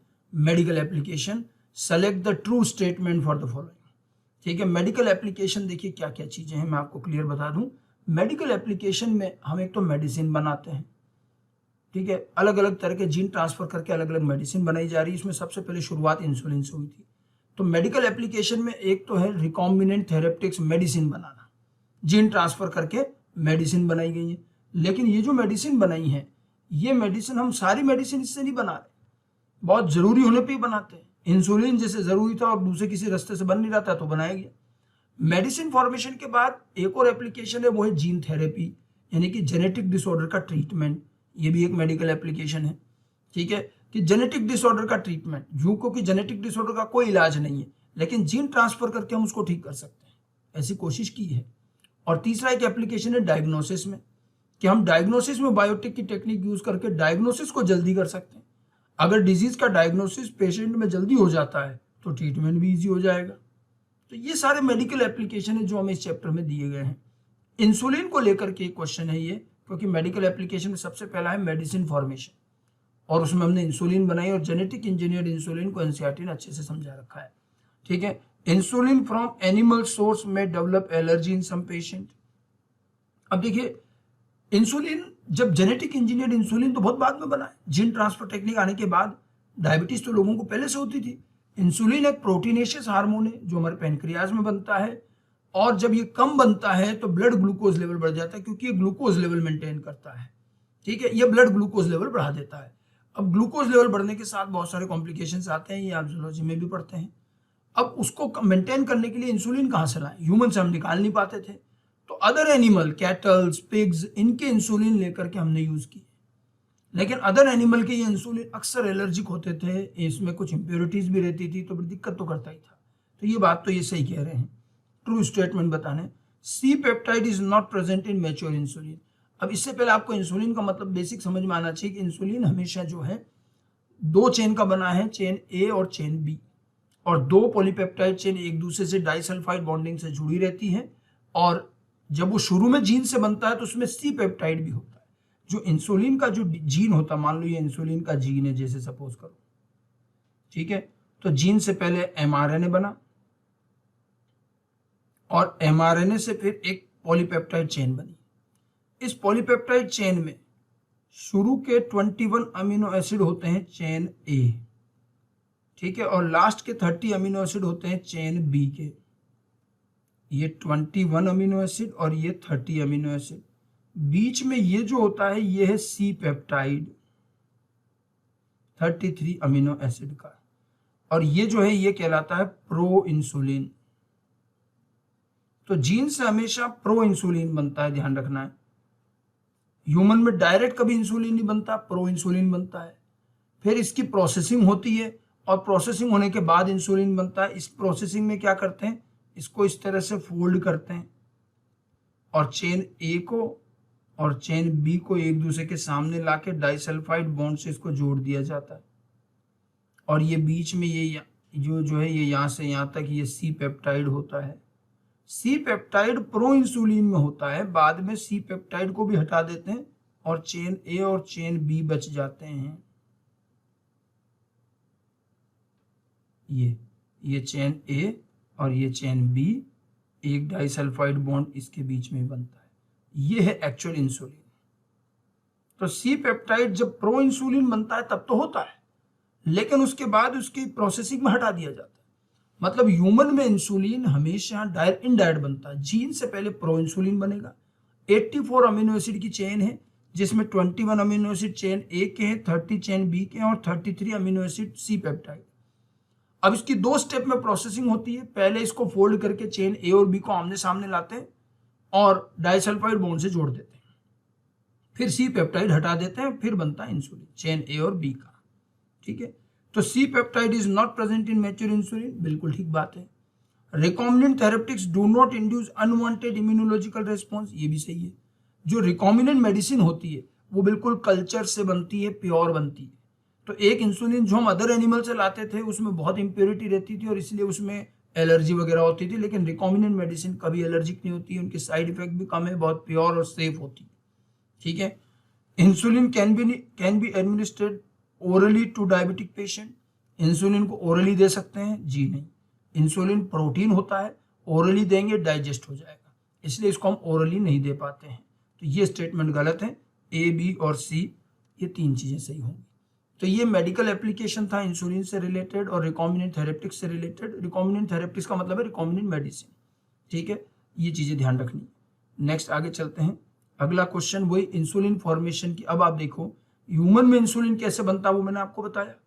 तो बड़ा कॉमन सेंस की बात है कि अगर ह्यूमन का इंसुलिन जीन निकाल करके अगर बैक्टीरिया में ट्रांसफर करेंगे तो बैक्टीरिया भी क्या करेगा, बैक्टीरिया ज्यादा से ज्यादा प्रो इंसुलिन बना देगा। लेकिन प्रो इंसुलिन से इंसुलिन की जो 2 स्टेप की प्रोसेसिंग है वो बैक्टीरिया में नहीं होगी। तो इसलिए जल्दी ये तो क्लियर हो गया कि ह्यूमन के जीन से तो बैक्टीरिया से इंसुलिन नहीं बनवाया जा सकता। तो फिर क्या करें? तो एक कंपनी एली लिली, 1983 की बात है, एली लिली एक फार्मा कंपनी अमेरिका की, उनके साइंटिस्ट ने एक दूसरा तरीका लगाया। उन्होंने क्या किया, अपने को एक्चुअल इंसुलिन में क्या चाहिए, चेन ए और बी तो चाहिए। तो उन्होंने चेन ए का एक जीन बनाया, चेन बी का एक जीन बनाया और दोनों को 2 अलग अलग बैक्टीरिया में ट्रांसफर कर दिया, प्लाज्मिड वेक्टर से ट्रांसफर कर दिया। अब एक से चेन ए मिल गया, एक से चेन बी मिल गया। अब क्या काम बचा? सी पेप्टाइड बनाया ही नहीं, अब केवल चेन ए और बी को जोड़ना था। यही एक सबसे मुश्किल काम था। जैसे लेकिन उसको जोड़ने में सक्सेसफुल हुए, इंसुलिन तैयार हो गया और उसको ह्यूमुलिन नाम दिया गया। 1983 में जो पहला जेनेटिक इंजीनियर्ड इंसुलिन बना था वो इसी तरह से बना था। तो सम ऑफ द स्टेप, ये क्वेश्चन उसी से रिलेटेड है, involve in the production of Humulin are given below, arrange them in the correct sequence and select the correct option. इसको अब हमें करेक्ट सीक्वेंस में अरेंज करना है। ठीक है, synthesis of gene for human insulin, सबसे पहला काम तो ह्यूमन इंसुलिन का जीन सिंथेसिस करना, तो पहले नंबर पे तो यही आएगा। जीन सिंथेसिस किया, उसके बाद क्या करेंगे, culturing recombinant E coli in bioreactor, purification of Humulin, insertion of human insulin gene into plasmid. बिल्कुल, अब जो जीन निकाला उसको प्लाज्मिड में जोड़ेंगे, आरडीएन बनाएंगे। Introduction of recombinant plasmid into E coli, उसके बाद इस प्लाज्मिड को आरडीएन को ई कोलाई में इंट्रोड्यूस करेंगे। ठीक है, उसके बाद क्या करेंगे, उसके बाद इन ई कोलाई का कल्चर करेंगे, कल्चरिंग रिकॉम्बिनेंट ई कोलाई इन बायोरिएक्टर, तो फिर ये आ जाएगा। ठीक है, extraction of recombinant gene product from E coli, अब जो प्रोडक्ट बनाया वो निकालेंगे, इसमें ये आ गया। और लास्ट में प्यूरिफिकेशन ऑफ इन ह्यूमुलिन आ जाएगा, छठा स्टेप ये हो जाएगा। ठीक है, इस तरह से बनाएंगे अपन पूरा। समझ में आ गई बात? सबसे पहले डीएनए तैयार किया, जीन तैयार किया, उसको प्लाज्मिड में जोड़ा, प्लाज्मिड को बैक्टीरिया में ट्रांसफर किया, बैक्टीरिया ई कोलाई का कल्चर किया, उससे जो इंसुलिन निकला उसको प्यूरिफाई किया। तो ये पूरी सीक्वेंस आएगी। सबसे पहले फर्स्ट आएगी, तो फर्स्ट देखिए 2 ऑप्शन में दे रखा है, तो 2 ऑप्शन तो वैसे हट गए। फर्स्ट के बाद में सेकंड क्या आना चाहिए, 4th आ रहा है, फिर उसके बाद में 5th आएगा, फिर उसके बाद सेकंड। ये देखिए, तो यही वाला आंसर सही है हमारा, सी वाला। ठीक है, इंसुलिन ह्यूमुलिन फॉर्मेशन की स्टेप्स क्या क्या थी वो इस क्वेश्चन के थ्रू आपको ध्यान रखनी है। ओके, नेक्स्ट वन, आगे चलते हैं। अगेन इंसुलिन से रिलेटेड एक और क्वेश्चन लेते हैं और बड़ा ही बेसिक सा क्वेश्चन है। A researcher prepared 2 DNA sequence corresponding to A and B chains of insulin. A और बी चेन की 2 जीन बना दी उसने, सुनना ध्यान से। Introduce them in plasmid of E coli to produce insulin chains. He produced A and B chain separately. अब उसने क्या किया, चेन ए और चेन बी के 2 जीन बनाए और उसको उन्होंने ई कोलाई में ट्रांसफर कर दिया और 2 चेन बनवा ली ए और बी, जैसे इंसुलिन ह्यूमुलिन बनाया था वैसा ही काम है। Now extracted them but forget to combine them by creating disulphide bond. अब उसने क्या किया, चेन ए भी बना ली, चेन बी भी बना ली है, लेकिन उनको जोड़ना भूल गया वो डाइसल्फाइड। दोनों चेन को हम किससे जोड़ते हैं, डाइसल्फाइड बॉन्ड से जोड़ते हैं, तब जाके इंसुलिन बनता है, लेकिन इसने जोड़ा ही नहीं, वो दोनों चेन अलग अलग ही है। Now this genetically engineered formed insulin was taken by a diabetic patient. उसने उसको जोड़ना तो भूल गया और चेन ए और बी अलग अलग ही, और उसने एक पेशेंट को दे दिया इंसुलिन। तो क्या ये इंसुलिन काम करेगा? ठीक है, this genetic engineer insulin would not work in successful manner. जब उन्होंने डाइसल्फाइड से जोड़ा ही नहीं तो पूरा इंसुलिन तो बना ही नहीं। तो ये बात सही कह रहा है कि ये तो नहीं काम करेगा। Patient would not cope up with diabetes via use of this insulin. ये भी बात सही, जब वो काम ही नहीं करेगा तो डायबिटीज से कोप अप भी नहीं कर पाएगा। ठीक है, this type of insulin work in a better way in patient will recover soon. जी नहीं, पेशेंट रिकवर नहीं करेगा। It might cause reaction in body. हाँ, ये भी हो सकता है कि वो जो 2 चेन अलग अलग डाली उससे हो सकता है कुछ और रिएक्शन हो जाए इम्यूनोलॉजिकल। ठीक है, तो इसके अकॉर्डिंग तो क्या कहा है कि इनकरेक्ट ऑप्शन कौन सा है, तो इनकरेक्ट ऑप्शन कौन सा हुआ, तो ये थर्ड वाला इनकरेक्ट है, ओनली थर्ड डी ऑप्शन, ये सही नहीं, क्योंकि जब तक आप उसको डाइसल्फाइड बॉन्डिंग से जोड़ोगे नहीं वो इंसुलिन की तरह काम नहीं करेगा, ध्यान रखना है। ठीक है, नेक्स्ट आगे, ये डायग्राम खैर एनसीईआरटी का ही आपको रिवाइज करने के लिए दिया है। The diagram shown below is a diagrammatic sketch of maturation of insulin. Insulin के मैच्योरेशन का डायग्रामेटिक स्केच है, जो मैंने आपको डायग्राम बना के बताया था। ये देखो प्रो इंसुलिन है जिसको फोल्ड किया गया है, ये यहाँ पर चेन ए है और ये चेन बी है और दोनों को जोड़ा है। फिर देखिए सी पेप्टाइड कट के हट गया है, तो ये डी जो है ये तो क्या है, सी पेप्टाइड। ठीक है, और ये चेन ए हो गई और ये हो गई चेन बी। तो पूरा इंसुलिन किस तरह से बनता है उसको लेकर के एनसीईआरटी का डायग्राम है, आपको जो है इसको मैच करना है। तो देखिए सबसे पहले ए जो है ये है प्रो इंसुलिन, ये तो है प्रो इंसुलिन, ए प्रो इंसुलिन हो गया। फिर बी वाले में, बी जो है ये एक्चुअल में चेन ए है, बिल्कुल ठीक बात है, ये सी वाला चेन बी है, तो ये आपका सही आंसर हो जाएगा, डी जो है ये सी पेप्टाइड। ठीक है, ये डायग्राम आपको मैच्योरेशन बता रहा है किस तरह से प्रो इंसुलिन से इंसुलिन बनाते हैं। मैं आपको ऑलरेडी उस क्वेश्चन में बता चुका हूँ, वही चीज डायग्राम से एनसीईआरटी में इस तरह से दे रखी है, ध्यान रखिएगा। नेक्स्ट वन, एक और इंसुलिन से related, which step prove to be the main challenging obstacle in the production of human insulin by genetic engineering. Genetic engineering से ह्यूमन इंसुलिन बनाने में सबसे ज्यादा मेन चैलेंजिंग स्टेप कौन सी थी, मैंने आपको बताया भी था। 2 अलग अलग जीन बना लिए, दोनों को इकोलाई में भी डाल दिया, लेकिन समस्या सबसे जो चैलेंजिंग काम था दोनों चेन को डाइसल्फाइड बॉन्ड से जोड़ना। जब हम वो जोड़ पाए तभी इंसुलिन बना, अदरवाइज नहीं बनेगा। तो इसका भी आंसर क्या होगा, splitting A and B polypeptide chain, नहीं। एडिशन ऑफ सी पेप्टाइड, वो तो ऐड ही नहीं करते, बल्कि getting insulin assembled in mature form, ये होगा। ठीक है, रिमूवल ऑफ सी पेप्टाइड, तो सी पेप्टाइड तो हम बनाते ही नहीं, तो रिमूवल की बात ही नहीं है। जेनेटिक इंजीनियर इंसुलिन में सी पेप्टाइड नहीं बनता। हाँ, इंसुलिन की दोनों चेन को असेंबल करना डाइसल्फाइड बॉन्डिंग से, वो इंपॉर्टेंट है। ठीक है, वो जब हुआ तभी जाकर के ये काम हो पाया, इंसुलिन बन पाया। ठीक है, नेक्स्ट चलिए आगे चलते हैं। अब देखिए इंसुलिन फॉर्मेशन हमारा मेडिसिन फॉर्मेशन का पहला ही एप्लीकेशन था मेडिसिन में, बायोटेक का। उसके बाद में डायग्नोसिस का काम भी कर सकते हैं, जेनेटिक डिसऑर्डर भी ठीक कर सकते हैं, ये भी कुछ एप्लीकेशंस है। ठीक है, एक क्वेश्चन में देखिए, select the incorrect statement for effective treatment of a disease, early diagnosis and understanding is pathophysiology is very important. अगर आप किसी डिजीज को जल्दी ठीक करना चाह रहे हैं तो सबसे पहली चीज है उसका डायग्नोसिस जितना जल्दी होगा, जितना जल्दी डिजीज का डायग्नोसिस होता है उतना जल्दी ट्रीटमेंट शुरू हो जाएगा, उतनी कम मेडिसिन में कम खर्चे में आराम से आप ठीक भी हो सकते हो। तो ये बात बिल्कुल सही है। कि जितना जल्दी डायग्नोसिस उतना जल्दी ट्रीटमेंट और रिकवरी होगी। ठीक है, तो और डायग्नोसिस करने के हमारे बहुत सारे टेस्टिंग है, बहुत सारे तरीके हैं, लेकिन डायग्नोसिस के कई ऐसे तरीके आज भी हैं जो बहुत टाइम लगाते हैं डायग्नोसिस में। इन्फेक्शन पेशेंट में आज हो गया और तुरंत आप टेस्ट कराने जाओ, नेगेटिव टेस्ट आएगा, जबकि इन्फेक्शन है, लेकिन कई ऐसे टेस्ट हैं जो इतने सेंसिटिव नहीं है और बॉडी में एक मिनिमम इन्फेक्शन के बाद ही वो पॉजिटिव टेस्ट देते हैं, तब तक वेट करना पड़ेगा, मतलब इन्फेक्शन बढ़ता रहेगा। तो इसी चीज को ठीक करने के लिए बायोटेक की टेक्निक लेके आए कि बायोटेक की टेक्निक से हम डायग्नोसिस को बहुत जल्दी कर सकते हैं, अर्ली स्टेज में पता कर सकते हैं। ठीक है, तो एक तो डायग्नोसिस का रोल ध्यान रखना है। Then over 95% of existing transgenic animals are mice. हाँ, जितने ट्रांसजेनिक एनिमल बने हैं, देखिए एनिमल वैसे देखा जाए तो सबसे ज्यादा ट्रांसजेनिक ऑर्गेनिज्म माइक्रोब्स हैं, सेकंड नंबर पे है प्लांट, थर्ड नंबर पे है एनिमल। एनिमल में जीन ट्रांसफर बड़ा मुश्किल है, और जितने एनिमल बने हैं उनमें भी सबसे ज्यादा 95% से ज्यादा एनिमल तो केवल माइस है। अब माइस क्यों बनाए होंगे? माइस से कोई लार्ज स्केल प्रोडक्शन नहीं होता, माइस जो है रिसर्च वर्क के लिए बनता है। तो ज्यादातर एनिमल्स में जो काम हुआ है वो स्टडी के लिए हुआ है और रिसर्च स्टडी के लिए बनाए गए हैं। ठीक है, और रिसर्च स्टडी में माइस ही सबसे ज्यादा काम आता है, इस वजह से माइस बहुत ज्यादा बने। ये स्टेटमेंट एनसीईआरटी का बिल्कुल करेक्ट है। Antigens are chemically protein, glycoprotein, बिल्कुल ठीक बात है। एंटीजन जो होते हैं वो प्रोटीन और ग्लाइकोप्रोटीन ही तो होते हैं, और यही एंटीजन एज ए वैक्सीन भी काम आते हैं। ठीक है, तो इनकरेक्ट इनमें तो कोई भी नहीं है, तो नन ऑफ द अबव, इसमें कोई भी स्टेटमेंट इनकरेक्ट नहीं है।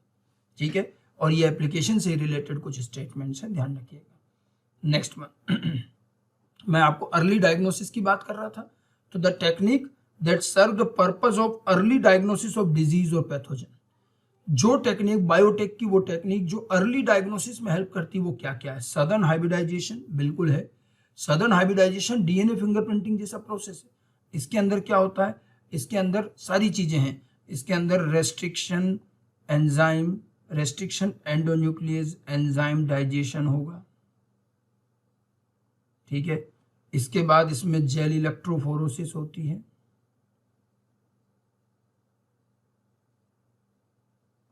ठीक है, उसके बाद इसके अंदर डीनेचुरेशन है,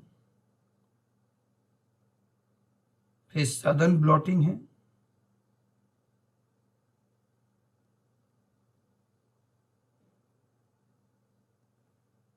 और उसके बाद में hybridisation by probe, hybridisation by probe, और फिर ऑटो रेडियोग्राफी होती है।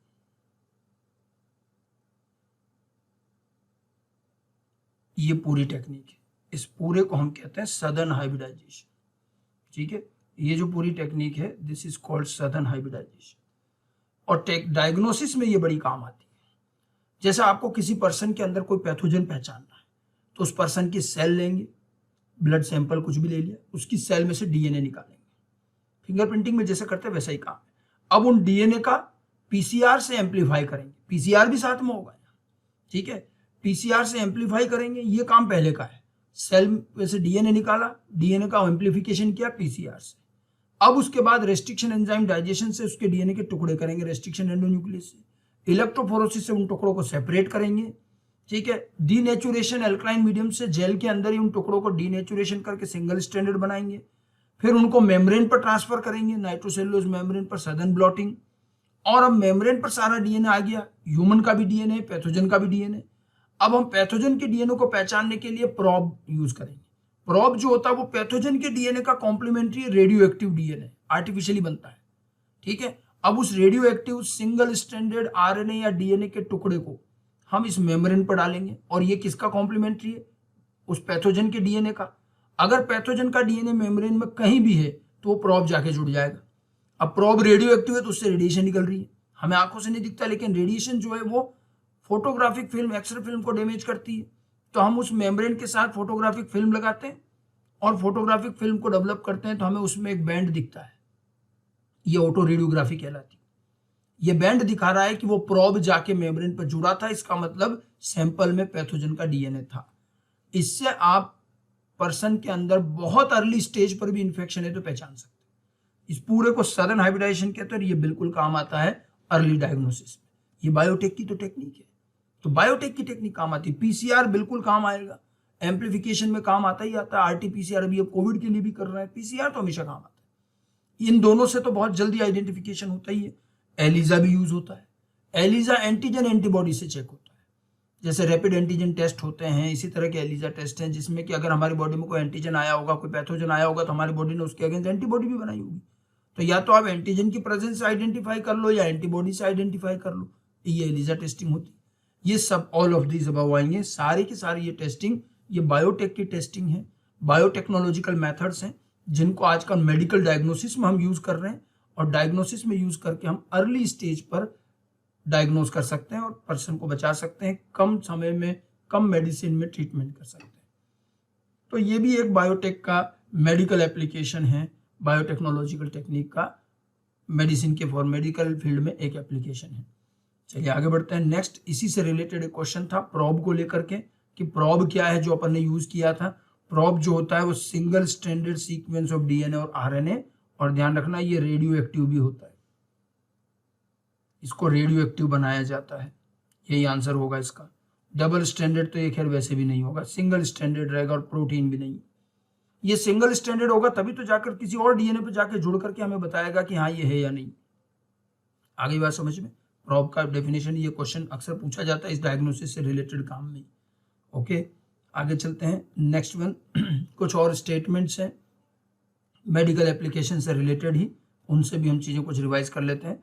Following statement is not correct, कौन सा स्टेटमेंट करेक्ट नहीं है।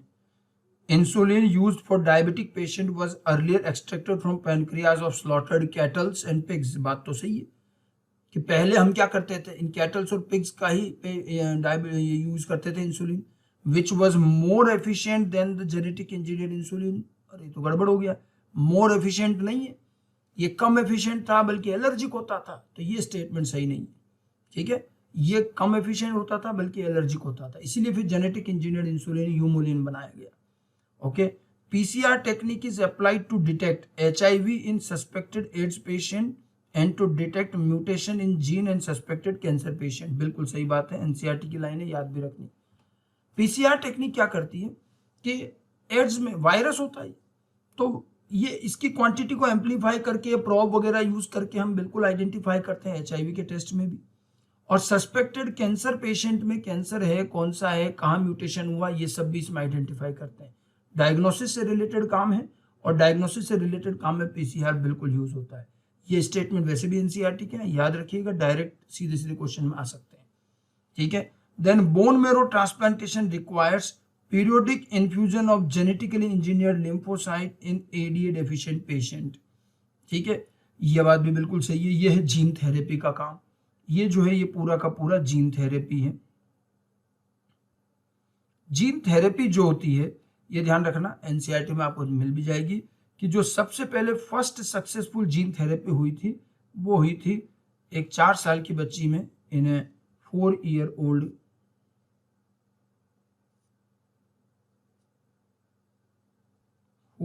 Old girl against ADA deficiency disease.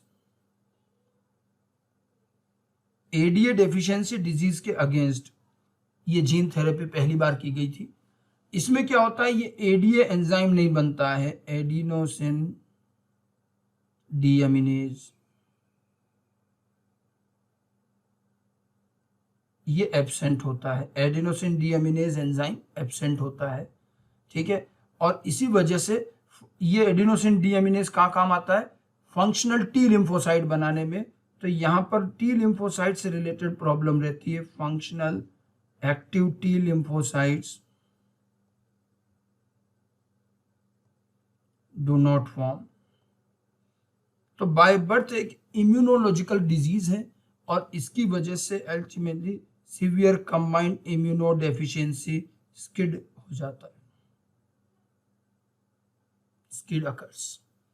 ठीक है, severe combined immuno deficiency skid disorder. Actually क्या होता है, देखो ये कई बार देखा गया ऑर्गेनिज्म में, ह्यूमन में, कि एडीए का एक सिंपल सा जीन है, एडीए जो एडिनोसिन डीएमिनेज एंजाइम बनाता है, ये जीन कई बार डिलीट हो जाता है, म्यूटेट हो जाता है।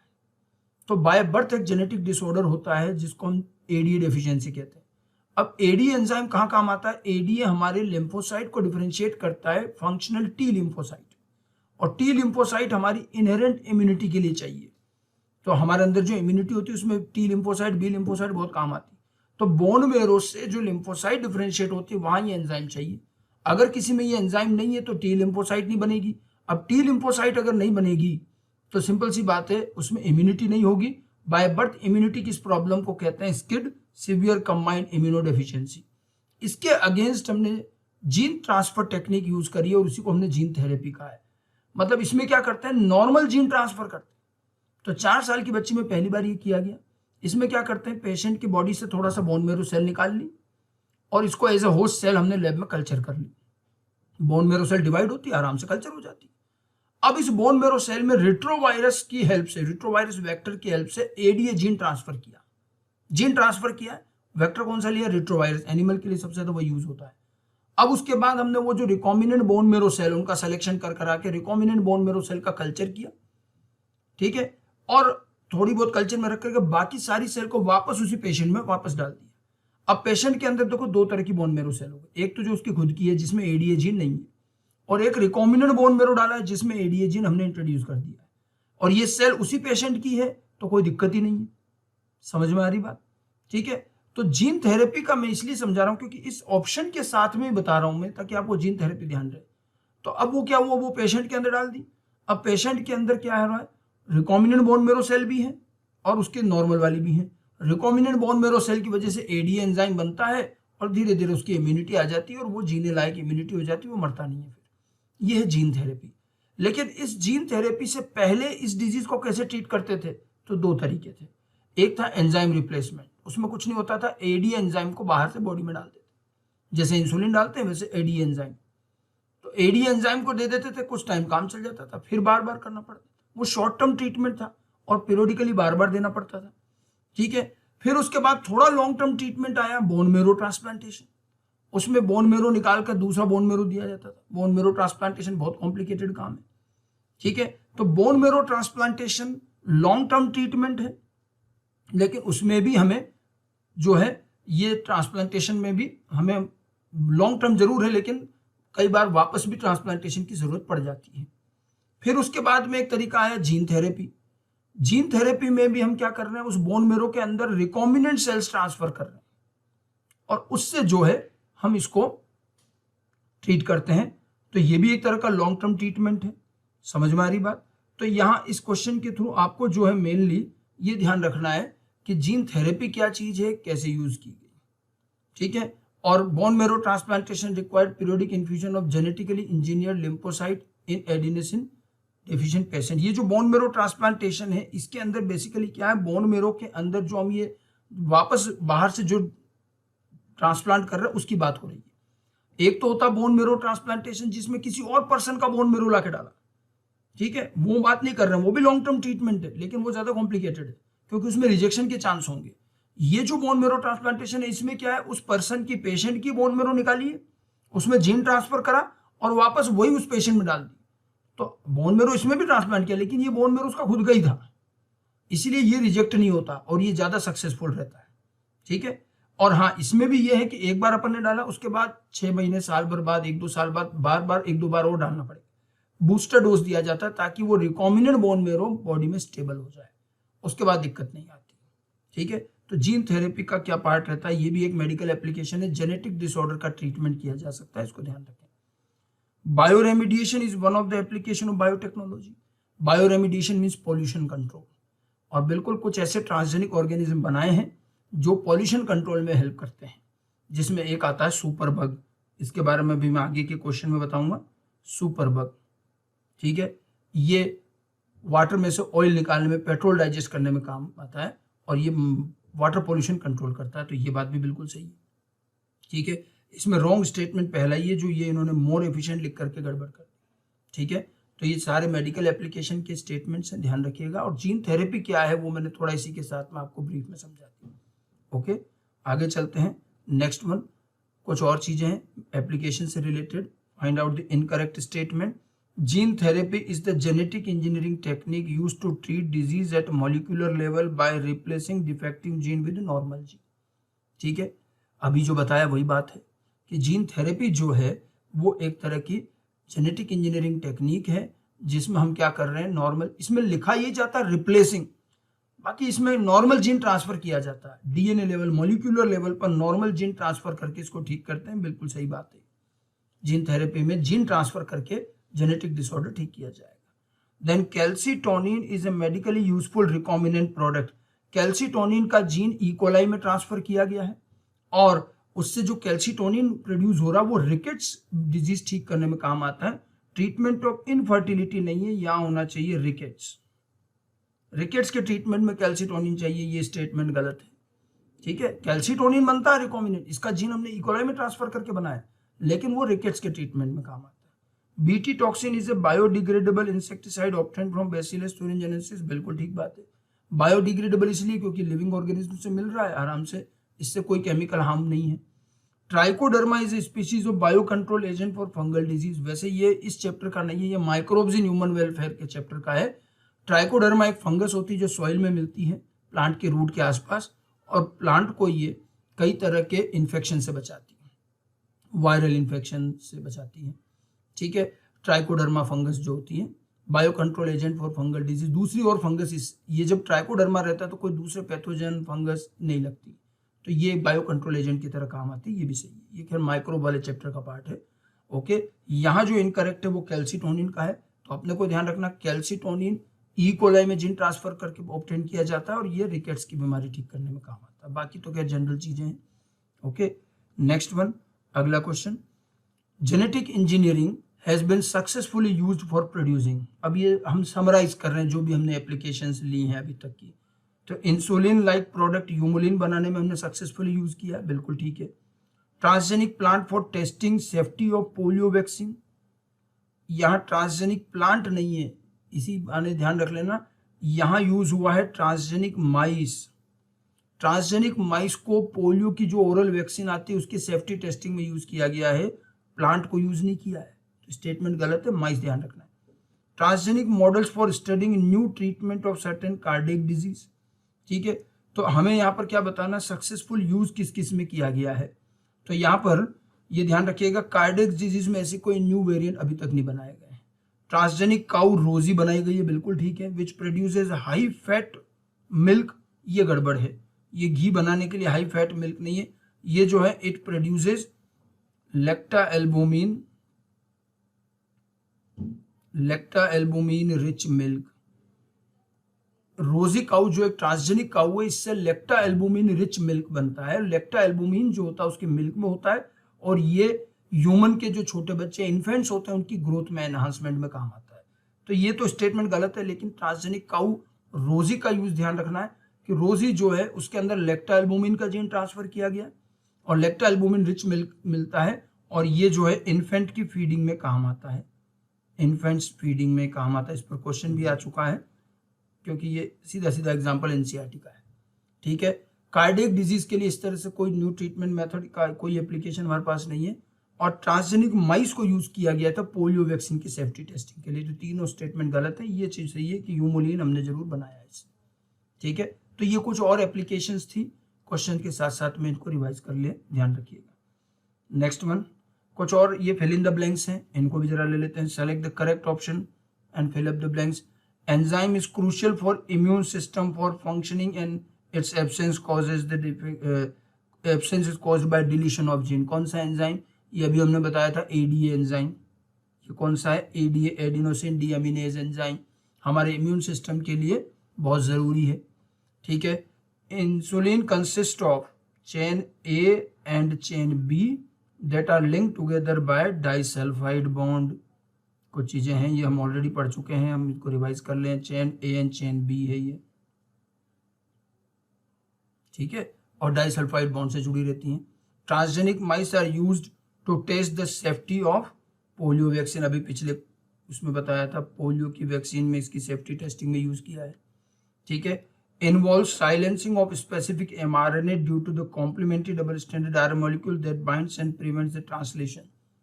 डबल स्ट्रैंडेड आरएनए से किसी जीन के mRNA की साइलेंसिंग, ये कौन सी टेक्निक हो गई, अब पढ़ रखी है अपन ने, RNA interference RNI technique. RNA technique gene silencing की टेक्निक है जिसमें डबल स्ट्रैंडेड आरएनए एमआरएनए को डिस्ट्रॉय करेगा और एमआरएनए का ट्रांसलेशन को प्रिवेंट कर देता है।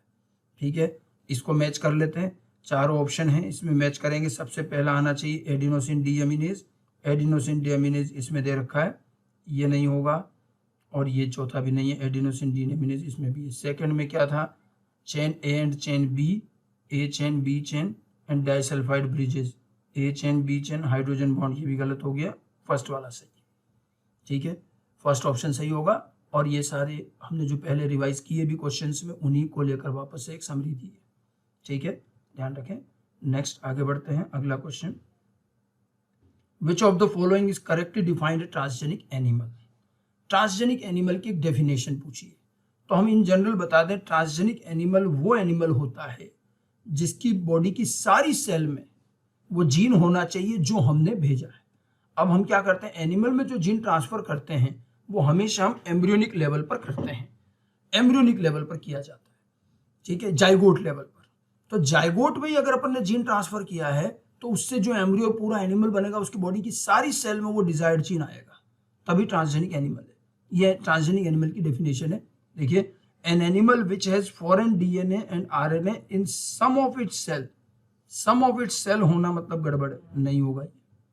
An animal which has foreign DNA in all its cells because an injection of DNA into the nucleus of zygote from which it is developed। बिल्कुल ठीक बात है, हमने जीन को इंजेक्ट कब किया था, जाइगोट में, उसके न्यूक्लियस में, तो उसकी बॉडी की सारी सेल्स में होगा।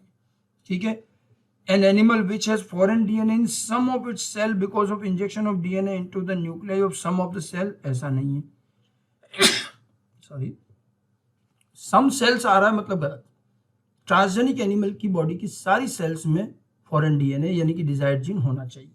N animal which has foreign DNA in all its cells because an injection of DNA into the nucleus of some of the cell in adulthood, यहाँ गलत, फिर क्या हो गया, एडल्टहुड में नहीं किया, जीन ट्रांसफर जाइगोट लेवल पर होता है, तभी उसकी बॉडी की सारी सेल्स में आएगा। एक बार बर्थ होने के बाद और एडल्टहुड तक जाने के बाद आप सारी सेल में जीन ट्रांसफर कर ही नहीं सकते। तो ट्रांसजेनिक एनिमल की सही डेफिनेशन ये बी ऑप्शन, कि जिसके जाइगोट में हमने जीन ट्रांसफर किया और उसकी बॉडी की सारी सेल्स में फॉरेन डीएनए प्रेजेंट होता है, उसको ट्रांसजेनिक एनिमल कहते हैं। ओके, नेक्स्ट वन, ये एक और एप्लीकेशन है जो हालांकि एनसीईआरटी ने डायरेक्ट नहीं दिया लेकिन काफी बार पूछा गया है। A genetically engineered microorganism used successful in bioremediation of oil spills.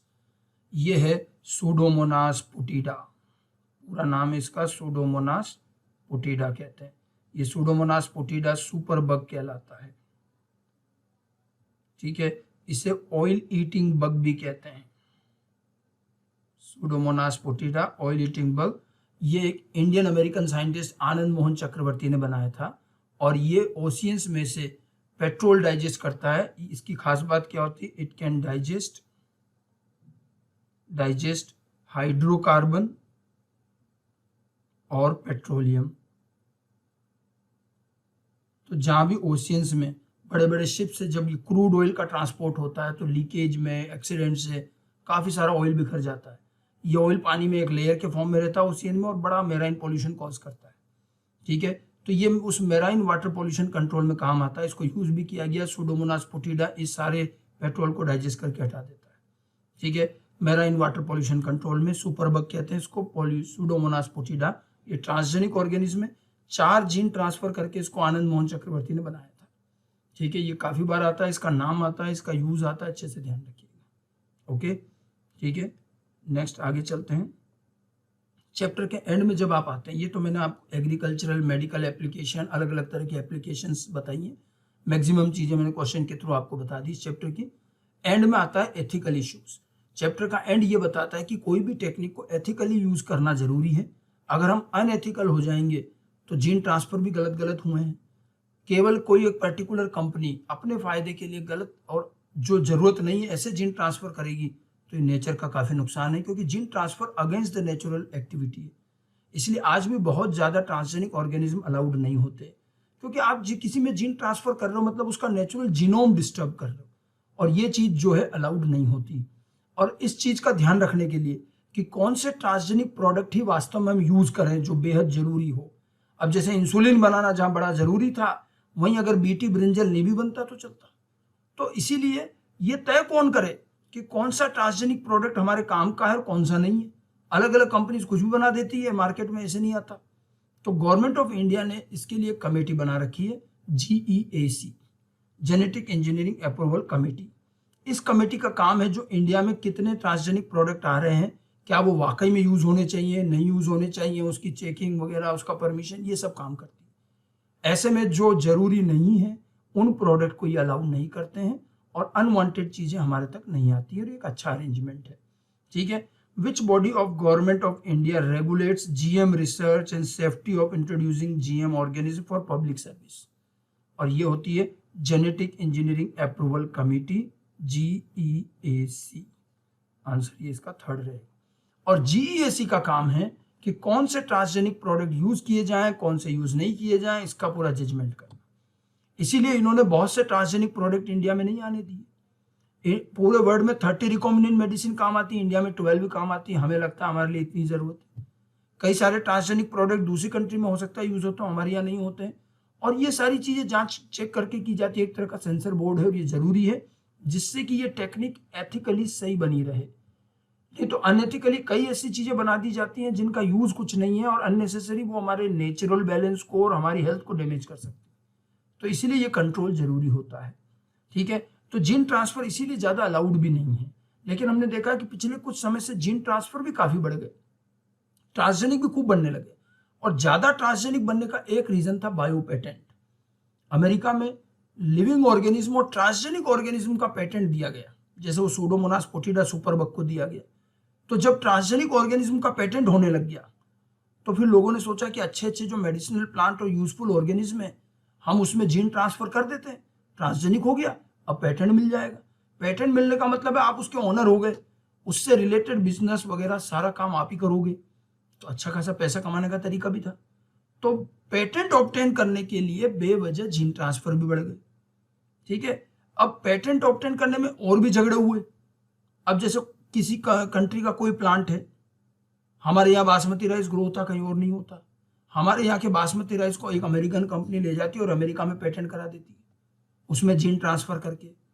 हमारे यहाँ से नीम, हल्दी, बहुत सारे मेडिसिनल प्लांट, किसी कंट्री के प्लांट जो कि वही कंट्री में होते हैं, वहीं के लोग यूज कर रहे हैं हजारों सालों से, उनसे बगैर परमिशन के ले जाना और जाके पेटेंट करा देना, बिजनेस करना, ये जो सारी चीजें, ये अनएथिकल काम है। इनको बायो पायरेसी कहते हैं। बायो पेटेंट, बायो पायरेसी, ये सब अनएथिकल चीजें हैं जो टेक्नोलॉजी के साथ डेवलप हुई। हमें चैप्टर के एंड में इन्हीं के बारे में कुछ चीजें दे रखी हैं, जैसे एक तो ये the illegal unlawful development of bio materials without payment to the inhabitants of their origin is called biopiracy. Biopiracy क्या है? जिस जगह का कोई ऑर्गेनिज्म है, जहां के लोगों ने उसे यूज करना सीखा है, उनसे बिना परमिशन के या उन्हें बिना कोई कंपनसेशन रॉयल्टी दिए हुए उस प्लांट को, उस ऑर्गेनिज्म को ले जाना, उसमें जीन ट्रांसफर करके पेटेंट करा करके उसका प्रोफेशनल बिजनेस यूज करना, ये सब चीज जो है वो बायोपायरेसी कहलाती है, बिना परमिशन के। जैसे हमारे यहाँ से बासमती राइस, हल्दी, नीम, ये सब गए। ठीक है। हालांकि इन सब में फिर बहुत सारे कंट्रोवर्सीज हुई, कईयों के पेटेंट कैंसिल कराए गए। मतलब बायो पेटेंट ने एक तरफ जीन ट्रांसफर भी बढ़ाया अनवांटेड, बायो पेटेंट की वजह से बायोपायरेसी जैसे प्रॉब्लम भी क्रिएट हुए। ठीक है। तो इस तरह की ये अनएथिकल चीजें जो टेक्नोलॉजी में नहीं होनी चाहिए, नहीं तो एक अच्छी भली टेक्निक जो है वो गलत हो जाती है। ठीक है। इसी तरह से एक और क्वेश्चन दिया गया, इंडिया के कौन कौन से जो है जिनका बायोपायरेसी हुई है। Which Indian plants have been either been patented और attempt have been made to patent them by western nations, जिनका पेटेंट करने की कोशिश की गई या जिनका पेटेंट हो गया था, ये कौन कौन से हैं? बासमती राइस, टर्मरिक और नीम, तीनों एग्जांपल एनसीईआरटी में दे रखे हैं। ऑल ऑफ दिस इसका आंसर होगा। ठीक है। तो ये सारी चीजें जो हैं, ये ध्यान रखने वाली बात है कि एथिकल पार्ट बिल्कुल सही होना चाहिए। कोई भी टेक्निक तभी हमारे लिए सही है जब वो एथिकली सही हो। बाकी हर टेक्नोलॉजी को अनएथिकली गलत कामों में भी यूज कर सकते हैं, और जब अनएथिकल यूज करते हैं तो उस टेक्निक का सारा मतलब, सारा इंपॉर्टेंस खत्म हो जाती है, उस पर रोक लगानी पड़ जाती है। तो गवर्नमेंट ऑफ इंडिया ने GEAC जैसे ऑर्गेनाइजेशन बनाया ताकि हम ट्रांसजेनिक प्रोडक्ट का एथिकल यूज कर सके, अनएथिकल चीजें इंडिया मार्केट में नहीं आए। तो ये लास्ट में आपको 1.5 पेज में थोड़ा सा एथिकल पार्ट दिया, उसमें बायो पेटेंट समझाया है, बायो पायरेसी समझाया है, बायो पायरेसी के एग्जाम्पल्स बताएं जो मैंने आपको 2-3 बता रखे हैं, ठीक है। तो ये पूरा पार्ट आपको एंड में दिया हुआ है। तो कुल मिलाकर देखिए इस पूरे चैप्टर में मेनली 2 पार्ट हैं, एग्रीकल्चरल एप्लीकेशन, मेडिकल एप्लीकेशन।